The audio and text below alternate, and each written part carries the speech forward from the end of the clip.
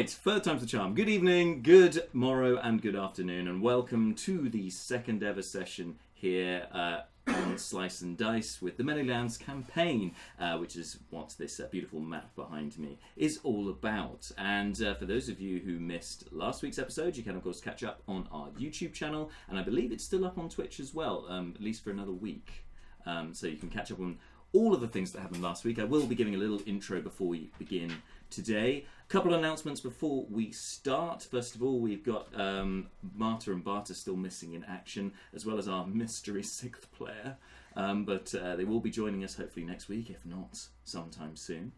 But that does mean that we do now have 3 players here this week, and not just the 2 that we had last week. So you guys, this might go quite well for you this week. So as you can see, we've got DK, James, and joining us this week now is Dan. Hey. And you are all mic'd, so you can speak if you want to. There you go. Yeah. I've said hi to him already. Okay. Anyway, guys, do you have any announcements before we start at all about anything, anything related to the world and what you're doing, or indeed to do with this campaign that you want people to know? This is the third time we're doing this. Jack forgot to hit record twice. Yep, that's true. That's true. Our main announcement. Our second announcement is nothing other than Fate Dice. Fate Dice! Yes, thank you, James. So Fate Dice is, in fact, the part of the show that you guys can get involved with, basically how you can help shape the events in the world of the Manylands. So, the details are already on the Twitch page, but I'll just give a little summary for you in case you're watching on YouTube, for instance. So basically, Fate Dice is where you can change the world by suggesting earth-shattering events or otherwise little strange happenings. It can be anything you like.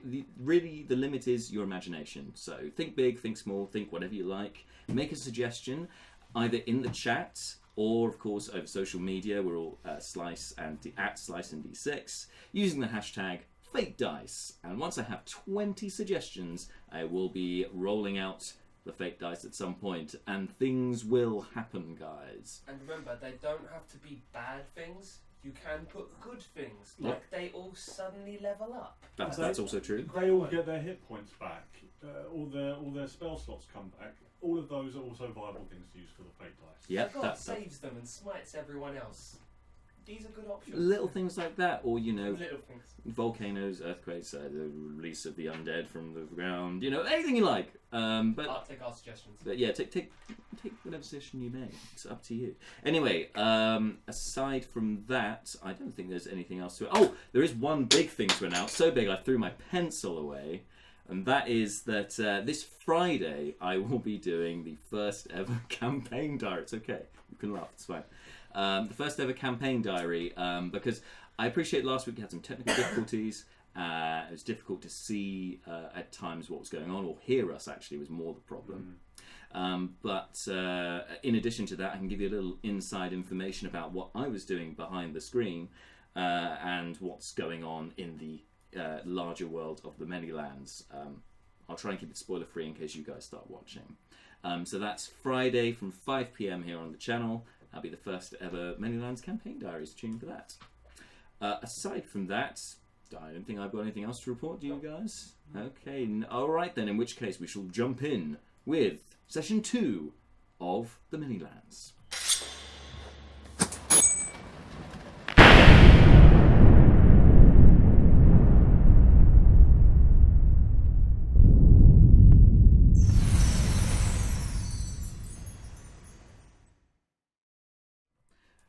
And we are back, folks. So the first thing I think to do, let's recap a little bit on what happened last time. So we joined the action with Sef, our half elf rogue in the corner there, played by James, who was in a prison wagon as he'd been adventuring through Burikrin and had somehow got arrested not long after touching down, which, as a pirate, I guess is kind of warranted. Was profiling. There was no evidence. There was a little bit. I mean, there was a bit of profiling, and it wasn't the only bit of profiling you saw, because of course there was a dragonborn called. Well, actually, you didn't get her name. There was a dragonborn, a copper dragonborn on board who was also taken prisoner, and apparently it's because she was missing her papers, as all dragonborns in Burikrin currently have to have ID essentially. Due to the war with the Cold War, as it were, with the Dragonborn Kingdom of Rechir, which are their neighbours, and it's not going particularly well. Bit of paranoia, and Dragonborns aren't being treated particularly well in Burikrin, as this one demonstrated by getting arrested for apparently just not having her papers in order. Also on board was a halfling named Royston the Bag, a grave robber who did little to disguise the fact he was a grave robber, and a human psychopath who remained nameless, but mostly did a lot of jammering and weird noises. Yeah. This lovely crew was soon interrupted as something big made of rock crashed through the bottom of the carriage all the way through, basically severing it in half and destroying it. With all the prisoners being scattered along the ground, including Seth, who had, by this time, managed to free himself from his manacles. It's a good job, rogues being rogues. You managed to get free. You then set free the Dragonborn, who turned out she was a rogue as well, set free the Halfling, and the human got smushed, but that's one thing about that. Seems like this massive rock behemoth, this construct of some sort, had one agenda, and that was to abduct the halfling in that group. So as soon as he was freed, he was taken prisoner, and Seth could only watch on as this behemoth crashed off into the night towards the mountains with the halfling in tow, leaving behind just himself, the Dragonborn, and one of the guards. Although the guard didn't last very long because the Dragonborn killed him. Yep. Yeah, nice. Anyway, with little direction, Seth found a sign pointing towards an inn and thought, well, it's chucking it down with rain. I might as well head there. That seems like a good idea. Shortly arriving at Flaming Jack's Bar and Grill, and when he was about to enter there, the half-orc bouncer stopped him, even though he was mid-conversation, with another Dragonborn, this time a black Dragonborn in full plate armour, who was protesting to be Rexland Shortclaw, a member of the Order of the Broken Fang, who was there on business, but he wasn't being allowed in again because there were problems with his papers. But Seth was allowed in, no problem at all, and quite a sight you found inside the inn, as there was a performance by a very sensual performance by this mermaid in a tank, swirling some ribbons around, looking very lovely. The audience were entranced, and at the other side of the bar were some very rowdy individuals and two very bored dwarves talking to a 7-foot elephant man, aka Malar Shade Creek. It wasn't long before you guys ended up crossing paths due to no small parts, being some social faux pas, some drinking contests that went wrong, and also interrupting performances by draining the water from the tank with your trunk. Small amount of water. Small amount of water, still stopped performance. It was interesting. So you guys managed to dissuade what could have been a massive bar brawl. You managed to defuse the situation pretty quickly, actually, which, in fairness, kudos to you for doing that. Threatened them and threw money at them. Exactly, threatened them, threw money, bought more, and then they bought more drinks and were sick. Great. Meanwhile, you guys, sort of in happenstance being brought together, were then asked for a little task, and that was to slay some most foul beasts lurking in the cellar of the inn, 3 giant rats. And this almost proved too much for the party, although they had a very well laid plan. They set a trap. They Seth went and foraged some rocks and made some makeshift netting out of a potato bag. It's pretty impressive. You pushed me downstairs. Unfortunately, the trap didn't work, and it missed completely. Seth threw a dagger and he missed completely, and then tried to back out of the cellar, to which the one express demands that proprietor Jackman Winklebottom had said was, "Don't let the rats into the bar." So as soon as he saw that, in the bar. as soon as he saw that was going to happen, you were in the bar. You were at the top of the. You were at the top of the. And it's like a side bit. Anyway, you were basically in the bar. So he pushed Seth down the stairs, which did do some damage to the rats. Unfortunately, that left him prone on the ground, vulnerable, and he was soon knocked unconscious as he was bitten and torn at by the rats. And it was all very touch and go, but somehow Malar managed to fend off the attacks, and Jackburn himself, in a view to trying to amend for perhaps being a bit overzealous, brought down a health potion along with the gold as reward for clearing out the rats. And Malar also chased off the last of these giant rats and found an opening underneath behind some barrels that seemed to lead further into some sort of structure underneath. You couldn't see further than that, no dark vision, and you left it at that, really. Took your 25 gold and your free lodgings for the night, and you guys headed upstairs for the evening, and that was pretty much where we left you. So we rejoin in the morning. Now, these rooms are not particularly well adorned, but they do have a wardrobe, a little pedestal table, and each also has a mirror hanging in the room. So as you get ready for the day, could you describe your character, what they're wearing, what they're looking like? Let's start with Sef. Cool. So Sef, half elf, so he's got the pointed ears to the top, a lighter grey skinned complexion, and he's got a dark blue type overcoat. So, what's the word? Trench coat? Long. Yeah, so it's long coat going down, buttoned up at the front with large leather belt across the front, which has got his rapier attached to one side, short sword the other side, and 2 daggers around the back of his jacket. Got a sort of large red scarf which tucked into the jacket, but goes around sort of just the bottom of the nose, around bottom of the ears, around the head, and a tricorn hat. Keeping with the nautical theme, I like it. Yes, that doesn't mean I get profiled as a pirate. No, doesn't. Not to some, maybe to others. But yeah. Not that profiling. And you've had the night to rest up, so you're looking a little bit less battered and bruised, like you were last night. But let's not talk about that. And Malar, can you give us a little description of your character, please? So he's a Loxodon, so elephant man in effect, tall at 7'3", simply adorned, sort of a beige, tough but quite comfortable cotton sort of top that sort of wraps like crosses, and then wraps around his waist. Sort of dark travelling trousers that come down to about his calf, below which you see basically 2 elephant feet. Our Loxodons have only got 3 fingers and a thumb, so he's got that. Trunk is about 3 foot long, and he's got tusks, but they're only about 4 inches long. So they're not huge. And then over the top of his shirt is wearing like basically a gilet or a vest, sleeveless, dark brown sort of top with pockets, bits and pieces, and he sort of has a backpack with him and a quarterstaff.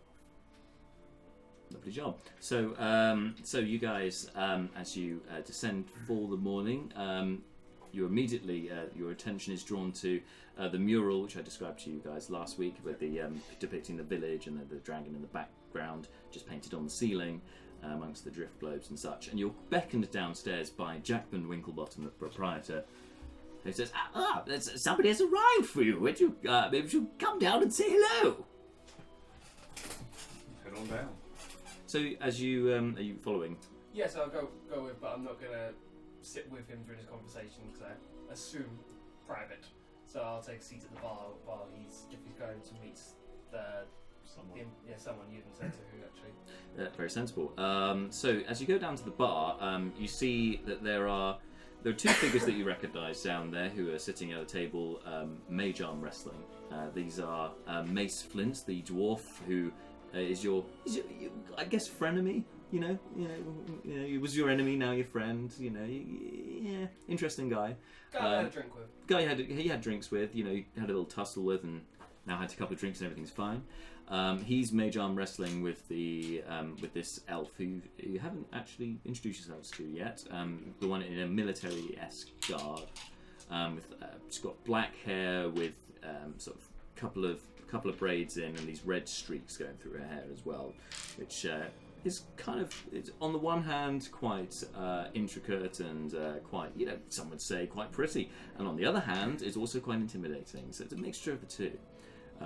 probably says a lot about a military elf. Anyway, they're mage arm wrestling currently, and other than that, it's just Jackman in the bar who beams up at you. Malar says, I trust you slept well, my Loxodon companion, Deacon Shade Creek. Yeah, well enough. Excellent, excellent. And would you care for any breakfast at all before you meet your guest? That'd be fantastic, yes. Drink and what are you offering? We can do a loaf of bread and a hunk of cheese, that sort of thing. That sort of suits you for breaking the fast. Sure. That'll be fantastic. Excellent. That'll be that'll be 1 silver and 2 copper pieces, please. Okay. Hands over that amount. Excellent. And he brings out moments later from the kitchen a loaf of bread, nice, wholesome doorstop loaf of bread. Plus, it looks like probably an 1/8 of a wheel of cheese. Quite a lot of cheese there. He's been quite overzealous with it. Hands over to you because you're a big lad. A big guy. Big guy, exactly. Perhaps I should have charged you a bit more, but never mind. You did me a favour last night, so that's quite alright. Yes. Well, I'll tell you what. Why don't I get my companion there whatever he wants for breakfast as well, and you can bill me. Right. Are we still together? I figured that you're down, but maybe not with me. Oh, okay, yeah, because I've gone to the bar to give you a privacy for that.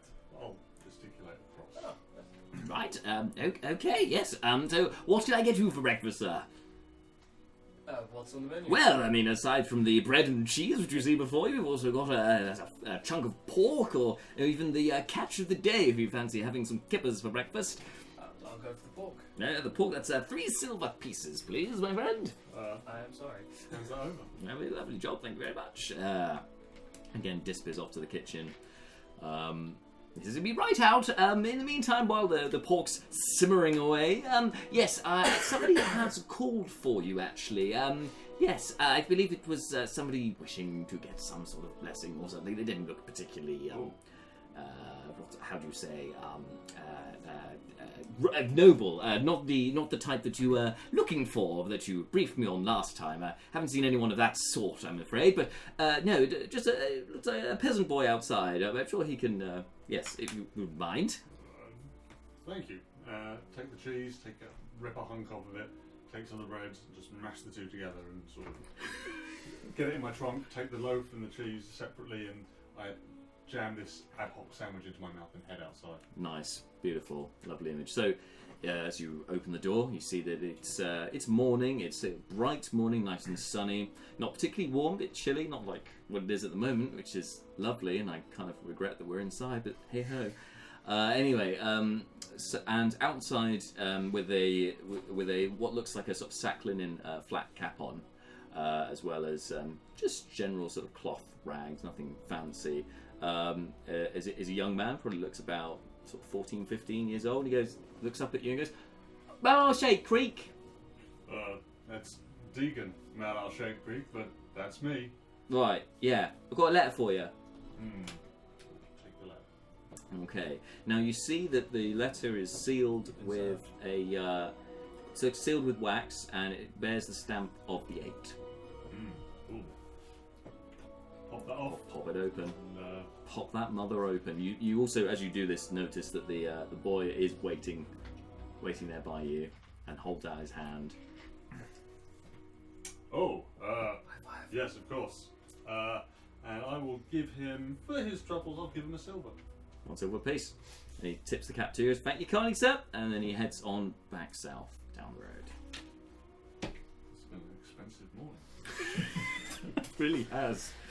Oh, how those winnings get used up quickly. So, so you open the letter, and I won't give you the full spiel of the letter, unless you would like me to, but I feel like I can just summarise the points. You can summarise that. I'll summarise the points in the letter. So essentially, it's from your colleagues at the Temple of the Eight in Rundar, for which you were a patron there yourself, and it's talking about a particular associate of the Eight, a strange fellow, a Tiefling of turquoise skin, who is somehow has been ordained with powers that cannot be explained by apparently Ominak himself. This is the god of truth, they have messaged you because they believe he is in the area on some sort of crusade or something of the sort. The last they saw, he was heading north up the Rune Road, and assumed that where you were heading, you'd probably cross paths. Okay. Is there any instruction on what I'm to do? Yep. It says to look after him. For apparently Ominak has great plans for him. Although the gods work in mysterious ways. Should you encounter him, they said to look after him and help him in his task and quest. Should it not contradict your own quest with Festir. Okay. I fold the letter up and I pop it into a pocket. And shut the gym. I look around at the day. Come back around, go back inside. Just sort of taking like a little meditating breath. Just taking the scene. It's lovely and serene at this time. There's not really a lot of hubbub as there would be later on in the day. And just be back inside. Okay. So the two of you are inside having breakfast, and Jacqueline's there at the bar. He brings up the pork for you. There's one pork, there you are. Thank you. Enjoy. Yes, is there anything else I can help you with at all? I think we're sorted for the time being. I think we're fed and watered. I think Are you still going to wait here for your friend? Thank you. The lady I spoke to you about, is she... Well, I've heard nothing from... I haven't seen her, no. And, you said that she was meant to arrive here yesterday, is that right? That's my understanding, sure.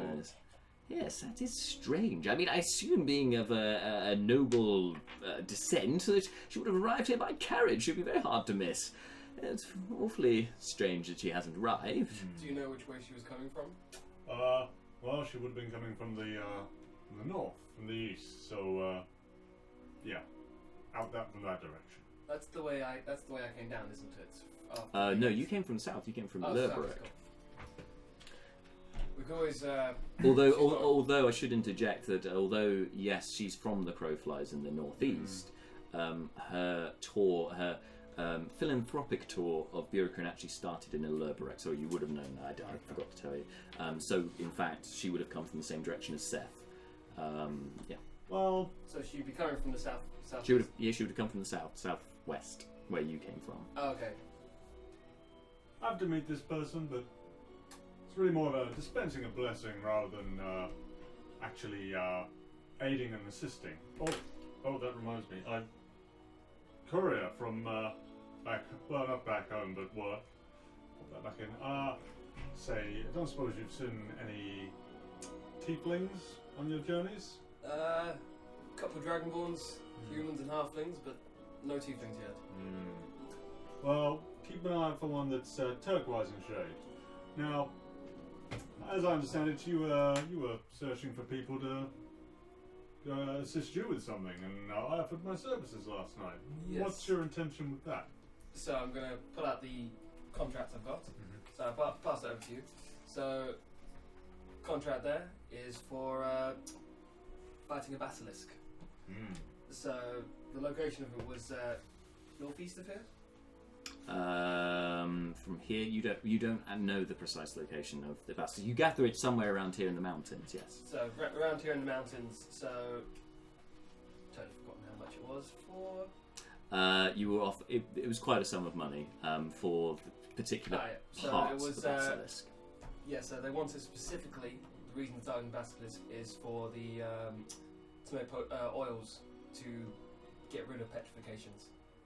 Oh, yeah, I can see how that would be useful. Sure. So 30 gold for the eyes, 10 gold for the gullet, which because when they eat the stone victims, they turn back to flesh as they eat them. Oh. So they want 10 gold for the gullets and 5 silver pieces per tooth. Well, friend, I'm out on a quest to enlighten myself. I'm more than happy to assist, but after our encounter last night with the rats, do you honestly think the likes of you and I are ready for this? I've done my reading up on the basilisk, and the main reason I was looking for our people is its petrifying gaze. Not something you want to get caught in by yourself. Which is why, when I saw your magic, it looked like something that could be helpful if somehow turned to stone during a fight. Oh, I don't know. Well, let's hope it doesn't come to that. But a couple more people to help on the fights won't go amiss for fighting something like what I've read about the basilisk. Agreed. I have a proposal then, unless this is time limited, of course, but... No, I think the contract's gone out to some other people, but I don't think anyone's quite here yet. Okay. My lady friend, who I'm going to be meeting, is coming up from the south. Why don't we head back that way, and maybe we find her, maybe we find some people en route. Okay, so How does that sound? we'll head south, see if we can scrounge up a couple more people for the fights, and then go back to hunting in the mountains for it. Capital. Works for me. I've got some general location for in the mountains, but I haven't got an exact location from sightings. Oh, okay. Well, I'm along for the ride. So I think we'll start to make our way south then. So just before we go though, I'm just going to ask, what's the guy's name? The barman. Yeah, Jack or Jackman. Jackman. So I'm going to ask him if he's had any information about monsters in the mountains. That's not really my area, but there is one who does patrol these parts, particularly looking for monsters, beasts, and such to protect civilized folk like us from such beings. If you'd be wise to seek him out, actually, I've heard he's quite the hunter. And what's his name? He goes by the name Greenblade. Yes, and when you see him, he sometimes is a patron here, comes every so often, but usually you'll find him in Half-Light Forest, just patrolling the border there, just around the perimeter of the forest there. Yes, he's, you'll see why he goes by that title, I'm sure. Is he, Human! Oh. Yes, about 6 foot. Quite a dashing chap as it goes. Capital. And at this point, the elf who has been resting in the corner gives out. She just gives out a bit of a chuckle, whereas what's much more audible is the frustrating roar of Mace as he loses the mage arm wrestling to her, and she just turns and swiftly gets up and says, "Are you looking for someone? Are you seeking? You wouldn't be seeking Greenblade by any chance, would you?" We weren't seeking, we've just heard about him, but... Well, if you see him, would you mind reminding him he's meant to be looking for the whereabouts of my grandmother? Yes, if he does know anything, I would be very much appreciative. In fact, if you yourselves could look into anything at all, I'd be much appreciated. Oh. I'm sorry, Elenia. Oh. Elenia Matiz. I am Deacon Malar and this is my travelling companion, I guess now. Sef. Nice Sef. to meet you. And in Elvish he says greetings. Greetings. You have to forgive me. I haven't actually met many of your kind before, sir. In fact, I haven't been around Bjorkrin that often myself. But yes, my grandmother, her name's Vale. I mean, I'm sure she's long dead now. It's a couple of centuries back. But when she went missing, I'm more looking to uncover a piece of the past, if you will. She went missing centuries. Centuries ago, she went off on a mission, and we didn't hear back since then. I myself am only young, and apparently she died in battle, but I think there's more to it. So I was just looking into leads. I heard last that she was around in Bjorkrin somewhere looking for something. I just wanted to know more, get closure, but also know more about this. When did you hear that? This was what I heard. Couple centuries ago? Yeah, very funny. Slightly more yes. recent. No, it was slightly more recent than that. I, as well as being a soldier, I am. I do read. I do like my history, and I was reading up on some famous battles. And apparently, as a small elven force came apparently this way, and I was interested to know more about what this mission was. It seemed quite undercover, so there wasn't a lot of information. But she's blood and a warrior, at least was, and I would, almost a role model for me. So anything I can find about her would be Most appreciated. Oh, miss. Well, if we find anything, we'll be sure to let you know. Yes, be sure to. And she just fixes you a stern look, like, don't patronise me. To find you again, to let you know if you do find something, would you still be here? Yep, I can't see myself going anywhere anytime soon. Besides, the amount I'm making off of this one here, and looks at the dwarf whose hands over more gold as he keeps losing it mage arm wrestling. I don't see any reason to leave. Okay. But yes, if you see anything, let me know. Will do. Thanks. And she turns back to, just abruptly turns back, goes to the bar, and just thumps it and goes, Jackman, let's have a drink. And she scuttles around and goes, yes, if your best bet is Greenblade. I'm sure you'll find him, or if not, he'll find you. The Half-Life Forest, is that one there? Yeah, it's not far. Oh, okay. It's not far from you guys, Half-Life Forest. You're pretty much on the crossroads. So the forest is just across the road. The edges of it, just you can see them as you walk out. Oh, okay.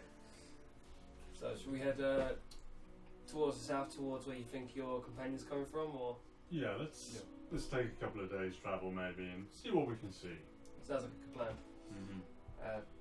So we're gonna start to head up, make our way south. Sure. But, I can't gear up. one thing as we're going, I'm gonna just ask you a couple questions because the what did I say?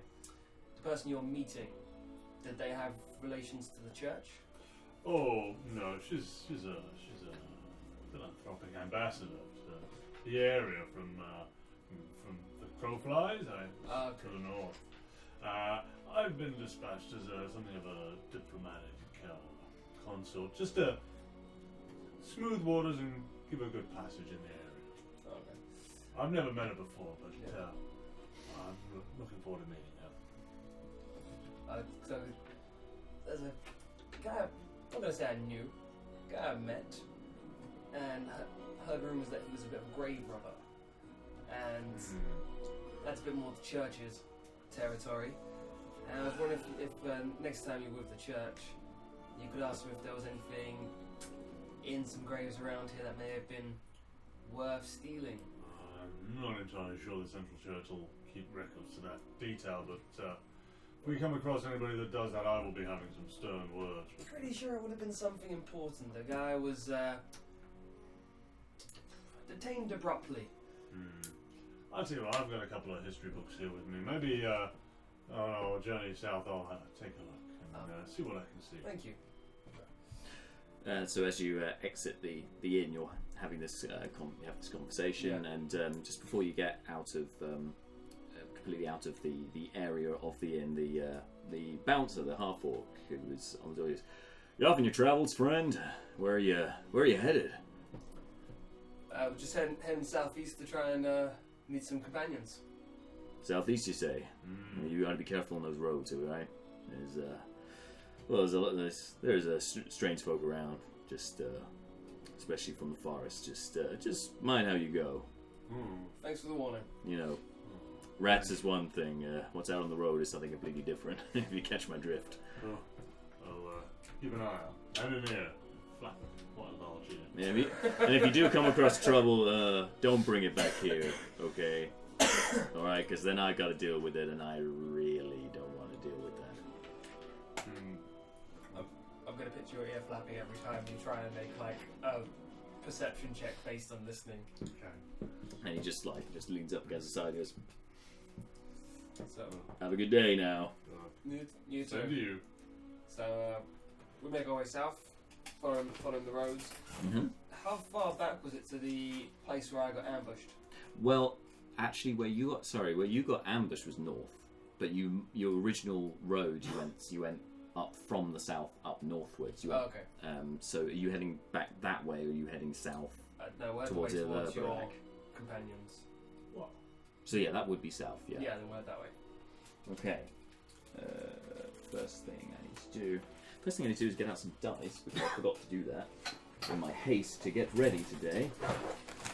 But I got them right in here.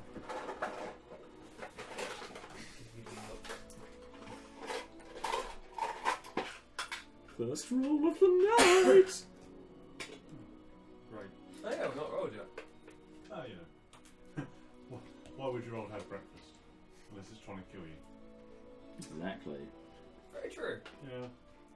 So, as you make your... No one that we talked to. That's not good roguing. That's true, you didn't do that. Don't live up to the stereotype.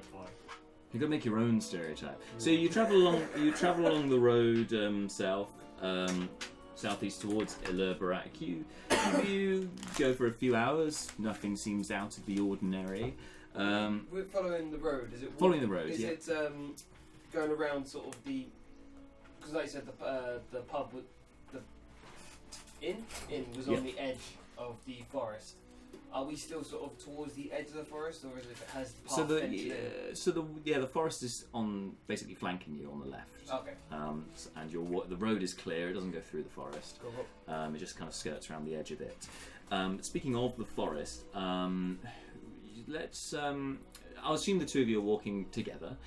What's your passive perception? Like sort of 13. side by side. 13, 12. Okay, so you something does catch your eye. Just some movement in the trees to your left. Just this after a few hours, you just see something. Some small creatures seem to move through the bushes into the undergrowth. Just a flash of light, and this creature scuttles off. You don't really get much on what it is, but it looked maybe a foot high, if that. It could be general wildlife. You don't know. Pretty much anything. Well, based on that, I'm probably going to let it go. Probably Worried wise. about following up. That's probably a good idea. But as you continue on, this keeps happening. You keep seeing something just in your peripheral vision. You go, what? So, and it does. I would say, starts to make you feel a little bit uneasy that this keeps happening. After the third or fourth time of that happening, I'll probably gently nudge Seth. Something going on over here. Might be being followed. Let's just say, yes, let's keep walking. See if it comes again. So now we're actively looking for it. Sure. Make perception checks. Roll 5. What'd you roll? I rolled 4. 4. Okay. So it's actually 7. Perception. Where's perception? 20. 20 perception. Okay, wow. Suddenly that you've made the half elf away, he uses his owl-like vision and just looks out, and you spot this creature shuffling past. Now, what you see is a lot clearer. What you see is similar to a chicken, but instead of feathers, it's got this greyish skin and bulbous but pupilless eyes. And you just see it in an instant as it flicks by and disappears into the woodland. Also, as you then look back, you see onto the road. You can see what definitely looks like human footprints that seem to be heading towards the forest, and they seem to be coming up the road towards you, and then just in front of you they stop and they go into the forest. Okay. But it's not a straight right angle. It looks like quite a curvature. There's a bit of meandering going on. Yeah. And then eventually it just kind of makes its way into the forest and snakes off that way. Drunk guy had to go with. Possibly, yeah. Cool. So minus the drunk guy part. I'm going to relay the information about the creature from that. So not too sure what that could be for was it a foot high? Yeah, ish. Chicken sized. Big forest chickens. Well, if we come by it later, I guess that's unsorted. What am I looking for? Yeah, that's what I thought as well. Yeah, I really hope it's not that. I don't know. You're metagaming, put that down. No, I've looked. Yeah, he would have done some research. Stuff Yeah. on it, so I'm not sure if it's going to be a cockatrice. But because Basilisk was focused on petrification, I've done. So why don't you make a history check? Cool. Plus 1. 18. 18. Okay. So from your reading and from the description that you saw, you're making an educated guess. This could well be a cockatrice that you just spotted. Is this something we need to be concerned about if it does raise its head? So this one again focused on turning stuff to stone because I focused on them reading because I thought basilisk and cockatrice similar abilities to figure out what to do when you encounter one. Maybe there's But something in the water as here. long as we stay away from their bites, how far away is the forest from us? It's a good 40 feet. 40 feet. So I don't think they can make it to us without us being able to see them. I think we just need to stay clear of the tree line to stay safe from their bites. But there's some footprints in front of us leading into the forest. Can I tell how fresh the footprints look? You can make a survival check and check it. So as are you actually bending over to look at these footprints? Yeah, so I'm going to start. So it's obvious what you're doing. I will just go up and give you guidance. Oh, thank you. That's a D4, isn't it? D4, yeah. Survival 0. 7. You could also make a survival check if you wanted to, DK. 8. Make a survival check. Cool. It's assisting, Our if you highest, like. our highest is 8. 8 so far. I'm at 5. Oh. Yeah, 5. Right, so We're not that great. I at mean, it surviving. rained overnight, so it's really hard to tell if how fresh these are. It's obviously dried since then, so Yeah. you'd assume it wasn't today. It must Yeah. have been yesterday, if not earlier. I think if these are from something from over a day ago, and someone's gone into the forest and the cockatrices are disactive right by the boundaries, I don't think we're going to find much of someone left over from that. Maybe we should walk on that side of the road. Yeah, so we're going to walk slightly further away from the forest edge and Sure. continue south. Continue south. Keeping Okay. very active perception on the forest line. Okay, sure. Do you want to establish a marching order? Who's in front and who's behind, or Do we have to go single file? you could go two abreast if you want. That's fine. But who's going to be nearest the edge? I'll go nearest the edge. Okay. Okay. Yeah, it'd be more likely that we're walking side by side as Yeah. opposed to Yeah. That makes forward. sense. I just thought I would check because obviously Yeah. the forest there, so you might want to be open to. Like, Yeah. Malar is right-handed, so his shield is in his left arm. I think So since I've seen it's a cockatrice, I'm going to draw one dagger. Okay. So I've got one dagger drawn in my left hand. The right hand is open still. Sure. Okay. Continue along the road for another half hour or so without disturbance, and then just as you after that half an hour has passed, don't really know what better way to describe that. The mountains on one side of you. This is where the mountains start to move away from the road a bit as the road seems to kind of follow the forest round and start heading further south. And just as you sort of come into this clearing, almost as these things subside, and you can start seeing there's some settlements in the distance.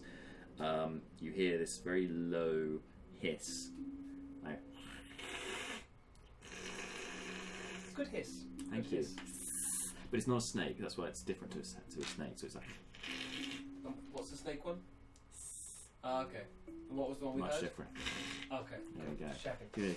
And you turn and you look in the forest, and you can see another one of these things, and it's bowed its head, and it's looking directly at you. what's the guidance here? Should I look at it or? It doesn't have a gaze. It's the bite you want to look out for. Good to know. Good to know. I will bring up my casting hand. Yeah. So with this, I'm actually gonna I'm gonna try and see if I can see anything else along the ridgeline. But two, because this one's hissing, I'm gonna ask you if you can hear any others. Sure. Okay. I would like to listen. Go for it. Make a perception check. Do you get advantage? Not on listening. Smell, isn't it? Smell, yeah. This is natural 20. Natural 20. So, Hello. it's going to be perception 23. Superman level hearing. Okay, so as you roll a natural 20, this is very good. So you hear, the one in front of you starts squawking out like, and as this happens, this distracts you with this happening because you're thinking it's going to ready an attack. Like, Yeah. You're still listening out, which means that you hear the one that has been sneaking up behind you. I think we have two. I would like to. Which means you're to not that surprised. second one, You can turn to the second one. You're not surprised. You need to roll for initiative. Good roll. Good roll, man. 17 for initiative. 15. 17, 15. Well, they're lower than that. So the cockatrices, correct, go last. Or is it cockatrice? I'm not sure. The plural. No, I mean, is the plural cockatrice or cockatrices? Or... Don't think too hard. Anyway, the two cockatrices will go last with 11. So 17, did you say it was? Yeah. I tell you what. So we're going to get a map out. Can you roll? Can you pull out map 4, please? How would you like it positioned? So we only need the one page with. Actually, no. Keep both pages. That's fine. Cool. Go for it. And let's pop this guy in here. You got space? Yep, I'm good. You guys good over there? Yep. And you two are in the centre. No, so far. Which one are you? Why? Because to be fair, I was we're going not to answer profiling. that. We're not profiling. I was going to answer that. I don't know why. Because you like the abuse. Now, I don't have. we've actually done surprisingly well roller-wise of determine what it is. Hear it. Not be surprised.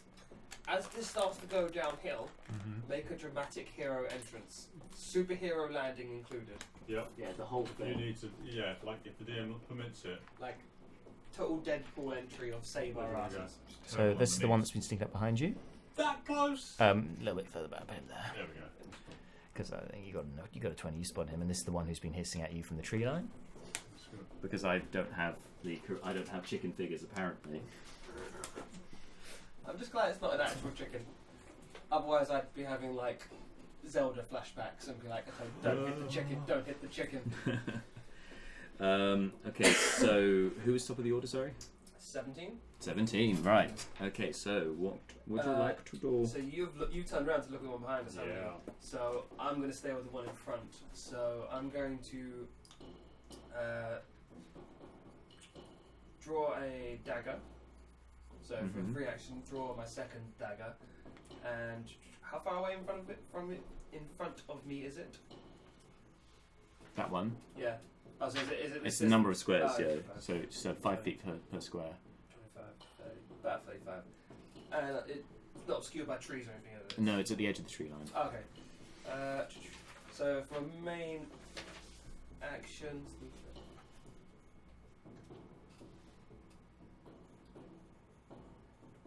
Then a sneak attack. Advantage. Okay. Sorry. Figuring out sneak attack powers. So I'm going to just going to throw first dagger at it. So my attack action. Yep. Just going to throw the dagger at it. So that's +6. That is 23. 23 is a hit. I have a hit. Huzzah! Huzzah and hurrah! So dagger d4 +3. So that's 5 damage. 5 damage. Okay, great. So you hit it with your dagger. You're throwing it, aren't you? Yes, throwing it. From there, or have you moved closer? I can throw it at 20 to 60 feet for throwing a dagger. Yeah. Which one are you throwing at? Oh. And you're throwing it from there, so it's with disadvantage. Because it's 20 feet, it would only be to there. So I thought it was 20 to 60 feet. yeah, 60 feet's the long range. You have disadvantage on the long range. Oh, then yeah, I'll move 20 feet. Sorry. I just thought I'd check that. Okay, yeah. So yeah, you can move within range There. and throw it with the dagger. That's fine. Okay, so you hit it. You do 5 damage to it. You see the dagger embed itself in it. And it goes, and then you can see the reptilian stuff that you've read about. So it's got the wings look like that of like a dragon or something like that with the that it's made of flesh rather than feathers, and greyish complexion. It looks like a hideous concoction of chicken and lizard. It's got the lizard tail as well. It's a bit gross, and it looks even worse when you hit it with a dagger. So with my bonus action, I'm going to throw my second dagger. Okay, do it. 21. 21 is a hit. Roll for damage. That's another 5. Another 5. Okay. Again, now 2 daggers in this thing. It's good actually because they're quite small. But it's again, it looks hideous. It lets out another blood-curdling cry, and then lowers its head, and it growls as much as a chicken-type creature can growl at you. I move 5, 10, 15. So I'm just going to move back 20, 25, 30. Cool. Yep. Cool. So I finished my turn there. Malar. Okay, so I've heard this La. sort of thunking of things going in over there. Okay. Then I will sort of shield up to this one, sort of turn my attention around and sort of invoke the gods and use Toll the Dead on this one. Toll the Dead. Ah, yes. So that's a spell. It's a seed save, isn't it? Con save. Constitution save. Thank you. It's going to be 13. 13. 12. Just failed. Lovely. Taking damage, so it's a D12. It's a D12. Yep. It's going to be 11 points of necrotic Oh, Nice one. that's a big hit. So with that, you hear it squawk out again. This time, you see the you hear the, well, you don't hear the bell, but this dark shadow coalesces around it, and it cries out, like goes rigid for a second, like, and it's in a lot of pain. It is still up, but you can see there is blood trickling from its beak. Did you roll a 12? It turns out it's actually a wisdom save. It's the same as a +1 on wisdom, so he's still fine. Still fine. I just want to check. It's still up after 21 damage. Yep. Oh my god. You are trying to kill us. Rats killed you. Nearly killed us Yeah. last time. A single-digit rats. It's now their go. Oh, thank god you pissed it off last. So I mean, I'll help. firstly, the one that's nearest to you is going to run in and engage. Going to try and bite you, try and nip you with its beak. I'm going to guess that a 11 misses. It does indeed miss. Yeah, and you just like fend it off. You're not being the most dexterous of people, but you manage to sort of move your lumbering form around it, and it doesn't manage to bite you. You've got thick skin, you know, but it doesn't actually make purchase with you. The second one is still fixing its eye on you, is heading straight for you, and not knowing where the source of the magic came 10, from. 15, 20, 25. It has a speed of 20 feet, but it can fly over to you instead. So it flies over to you and goes for your face. Okay. Okay, making an attack. Okay, that's also terrible. Does a 12 hit? Probably not. not. There you go. Okay, misses. 2 rounds. Going We live well. for 2 rounds. Yeah. You live! Okay, so next, back to the top of the round. Cool. So Back to I'm going Seth. to draw my rapier Mhm. now. So going to attack with that. And 23. 23 is a hit. Same one as rapier. Yep. Roll for damage. D8 now.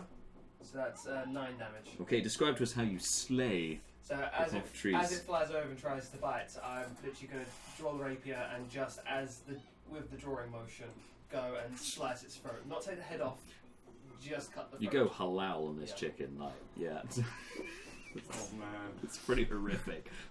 Yeah, cut its throat, cut its gullet, streaming blood everywhere. It's most unpleasant, but you do slay the beast. And with it, it seems to go rigid, slumps to the floor. Yeah. Bit of this purplish ooze coming out of it. Cool. So he is done. Nice one.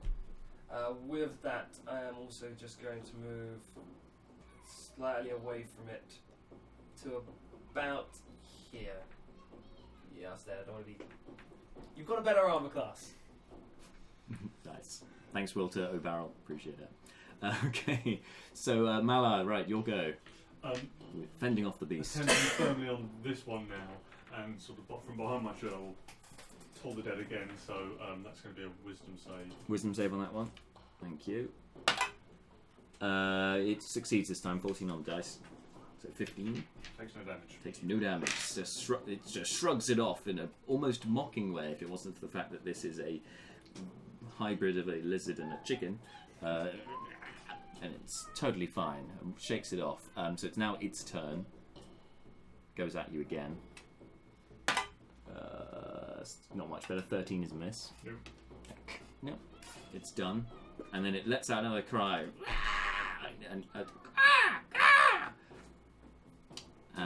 We do you hear know? a response Good from question. anywhere in the forest? Good question. With so is it back to my turn or is it still his turn? It's now your turn.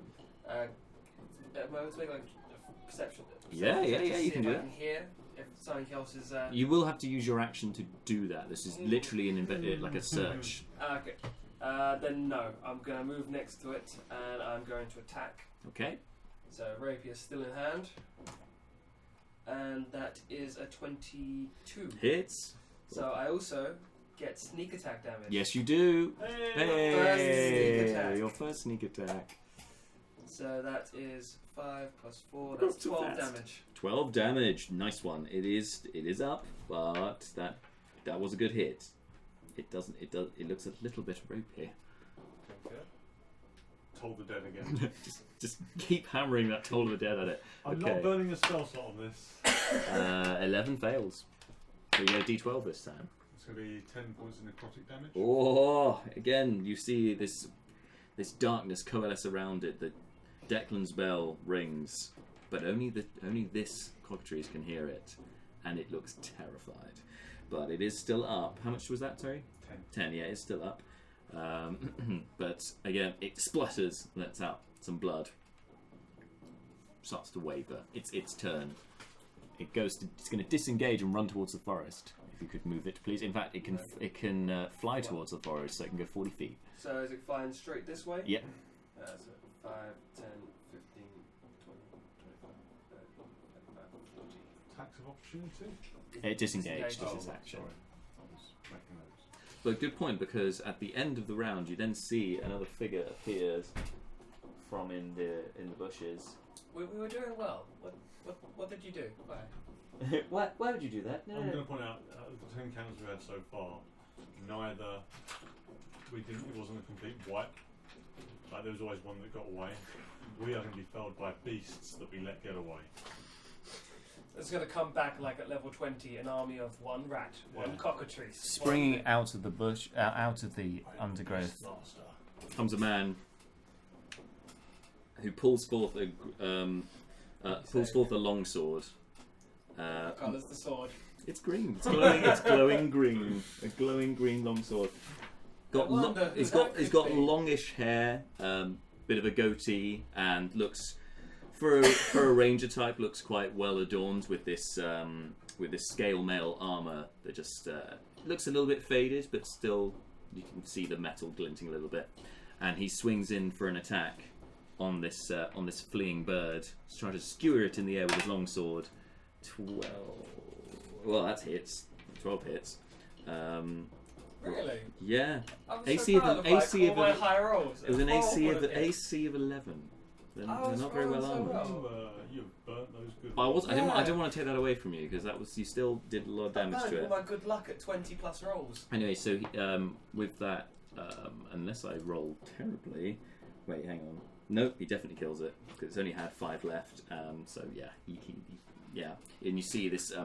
It almost this flying creature just bursts into this green flame coming around it, and just collapses to the ground, and swings his sword, tucks it back away in its sheath, and looks up and goes, "Hello, hunting cockatrice, were we?"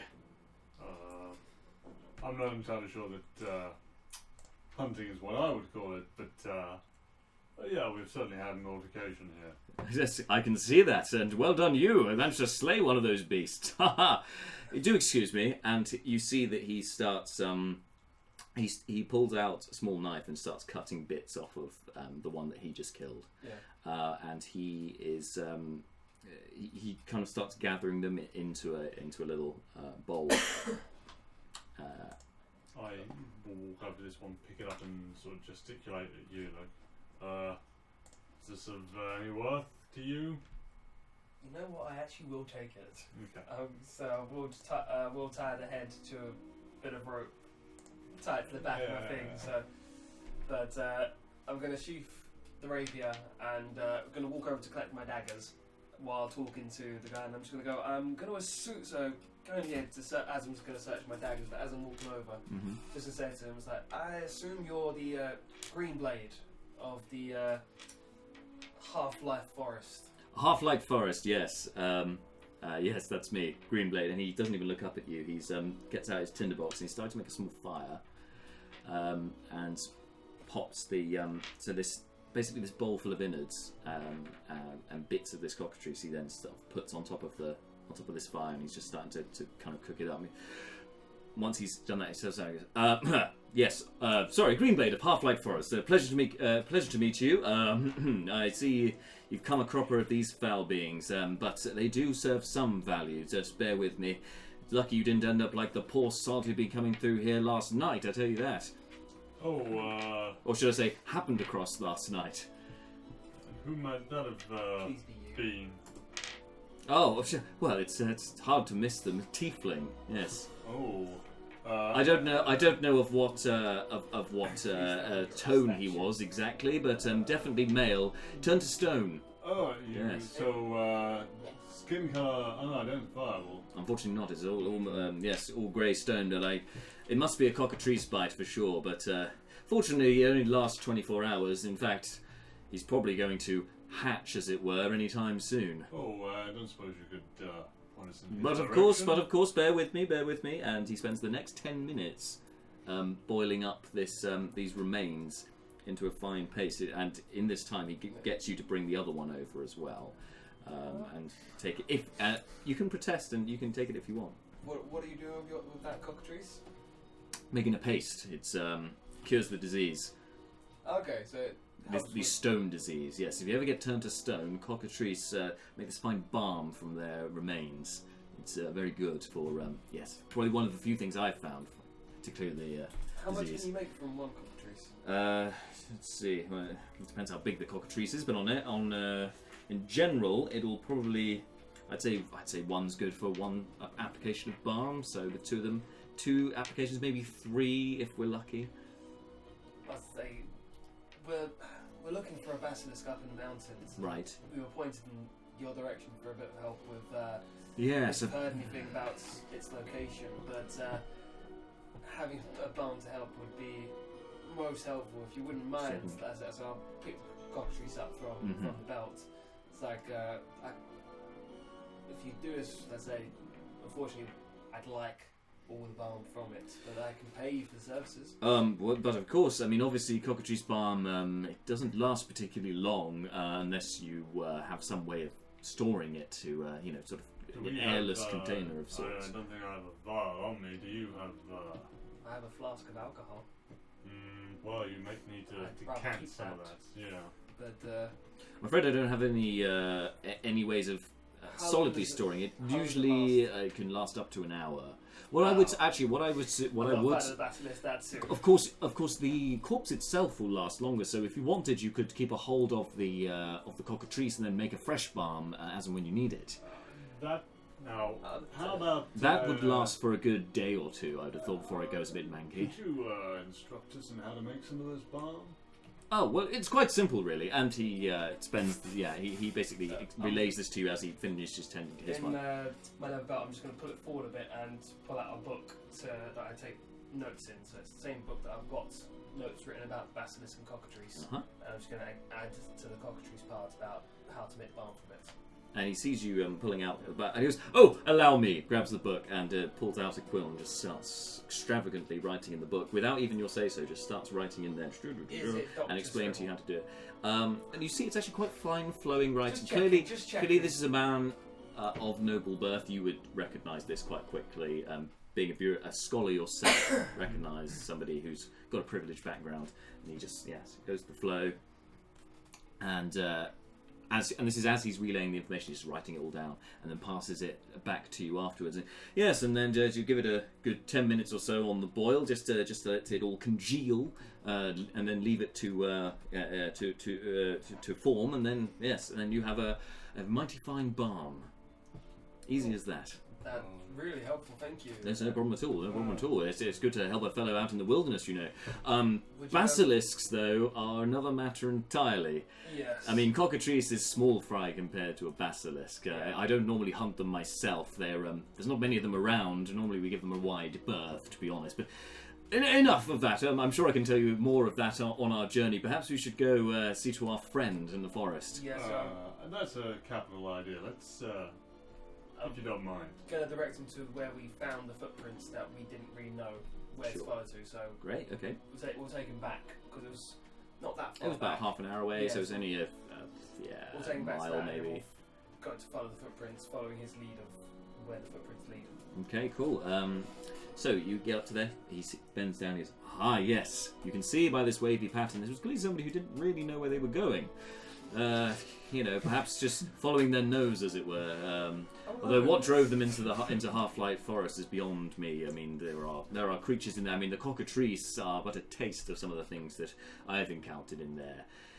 Yes. Well, anyway, shall we? So I got introduced in prison. Bar fight. Turned to stone. It's almost like there's a theme. It's almost like there's a theme of you start off nearly dead. Nearly, but not quite.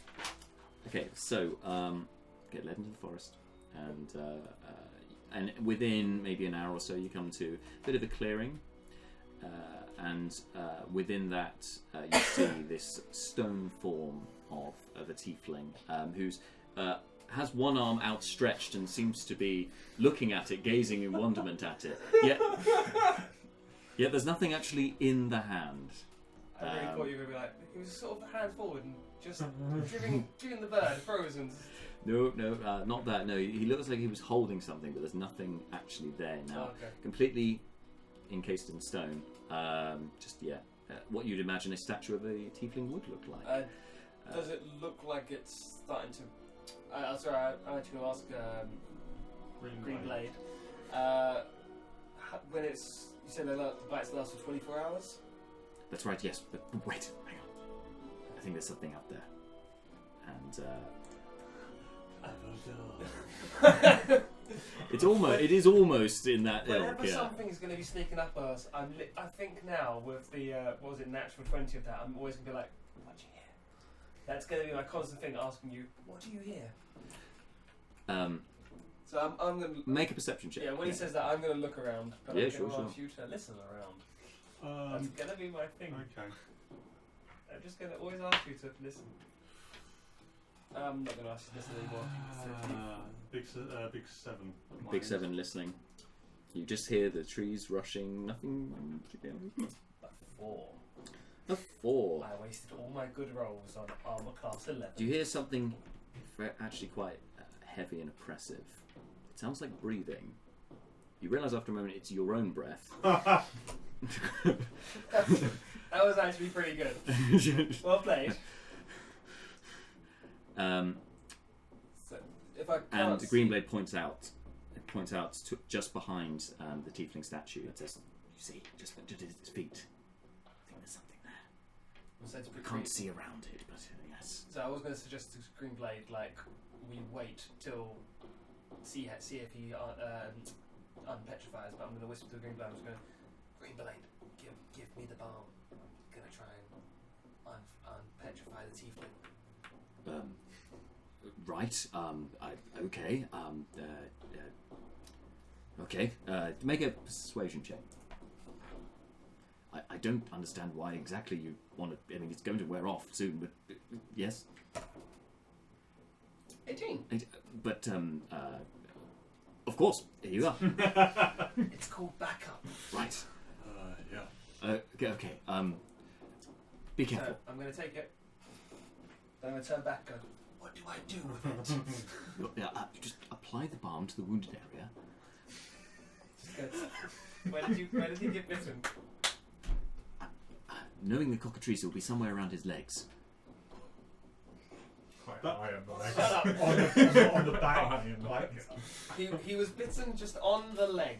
So Presumably yes. I mean, Yes. unless it was flying at him, in which case it would have been on the face. But judging by his general expression, it doesn't look like he knew he got bit until it happened. I'm going to move quite slowly back towards the statue, and I'm going to try and put the balm onto where I can see the wound. While he's doing that, I'm keeping on where Greenblade pointed out. I'm just going to be ready with a cantrip. Okay.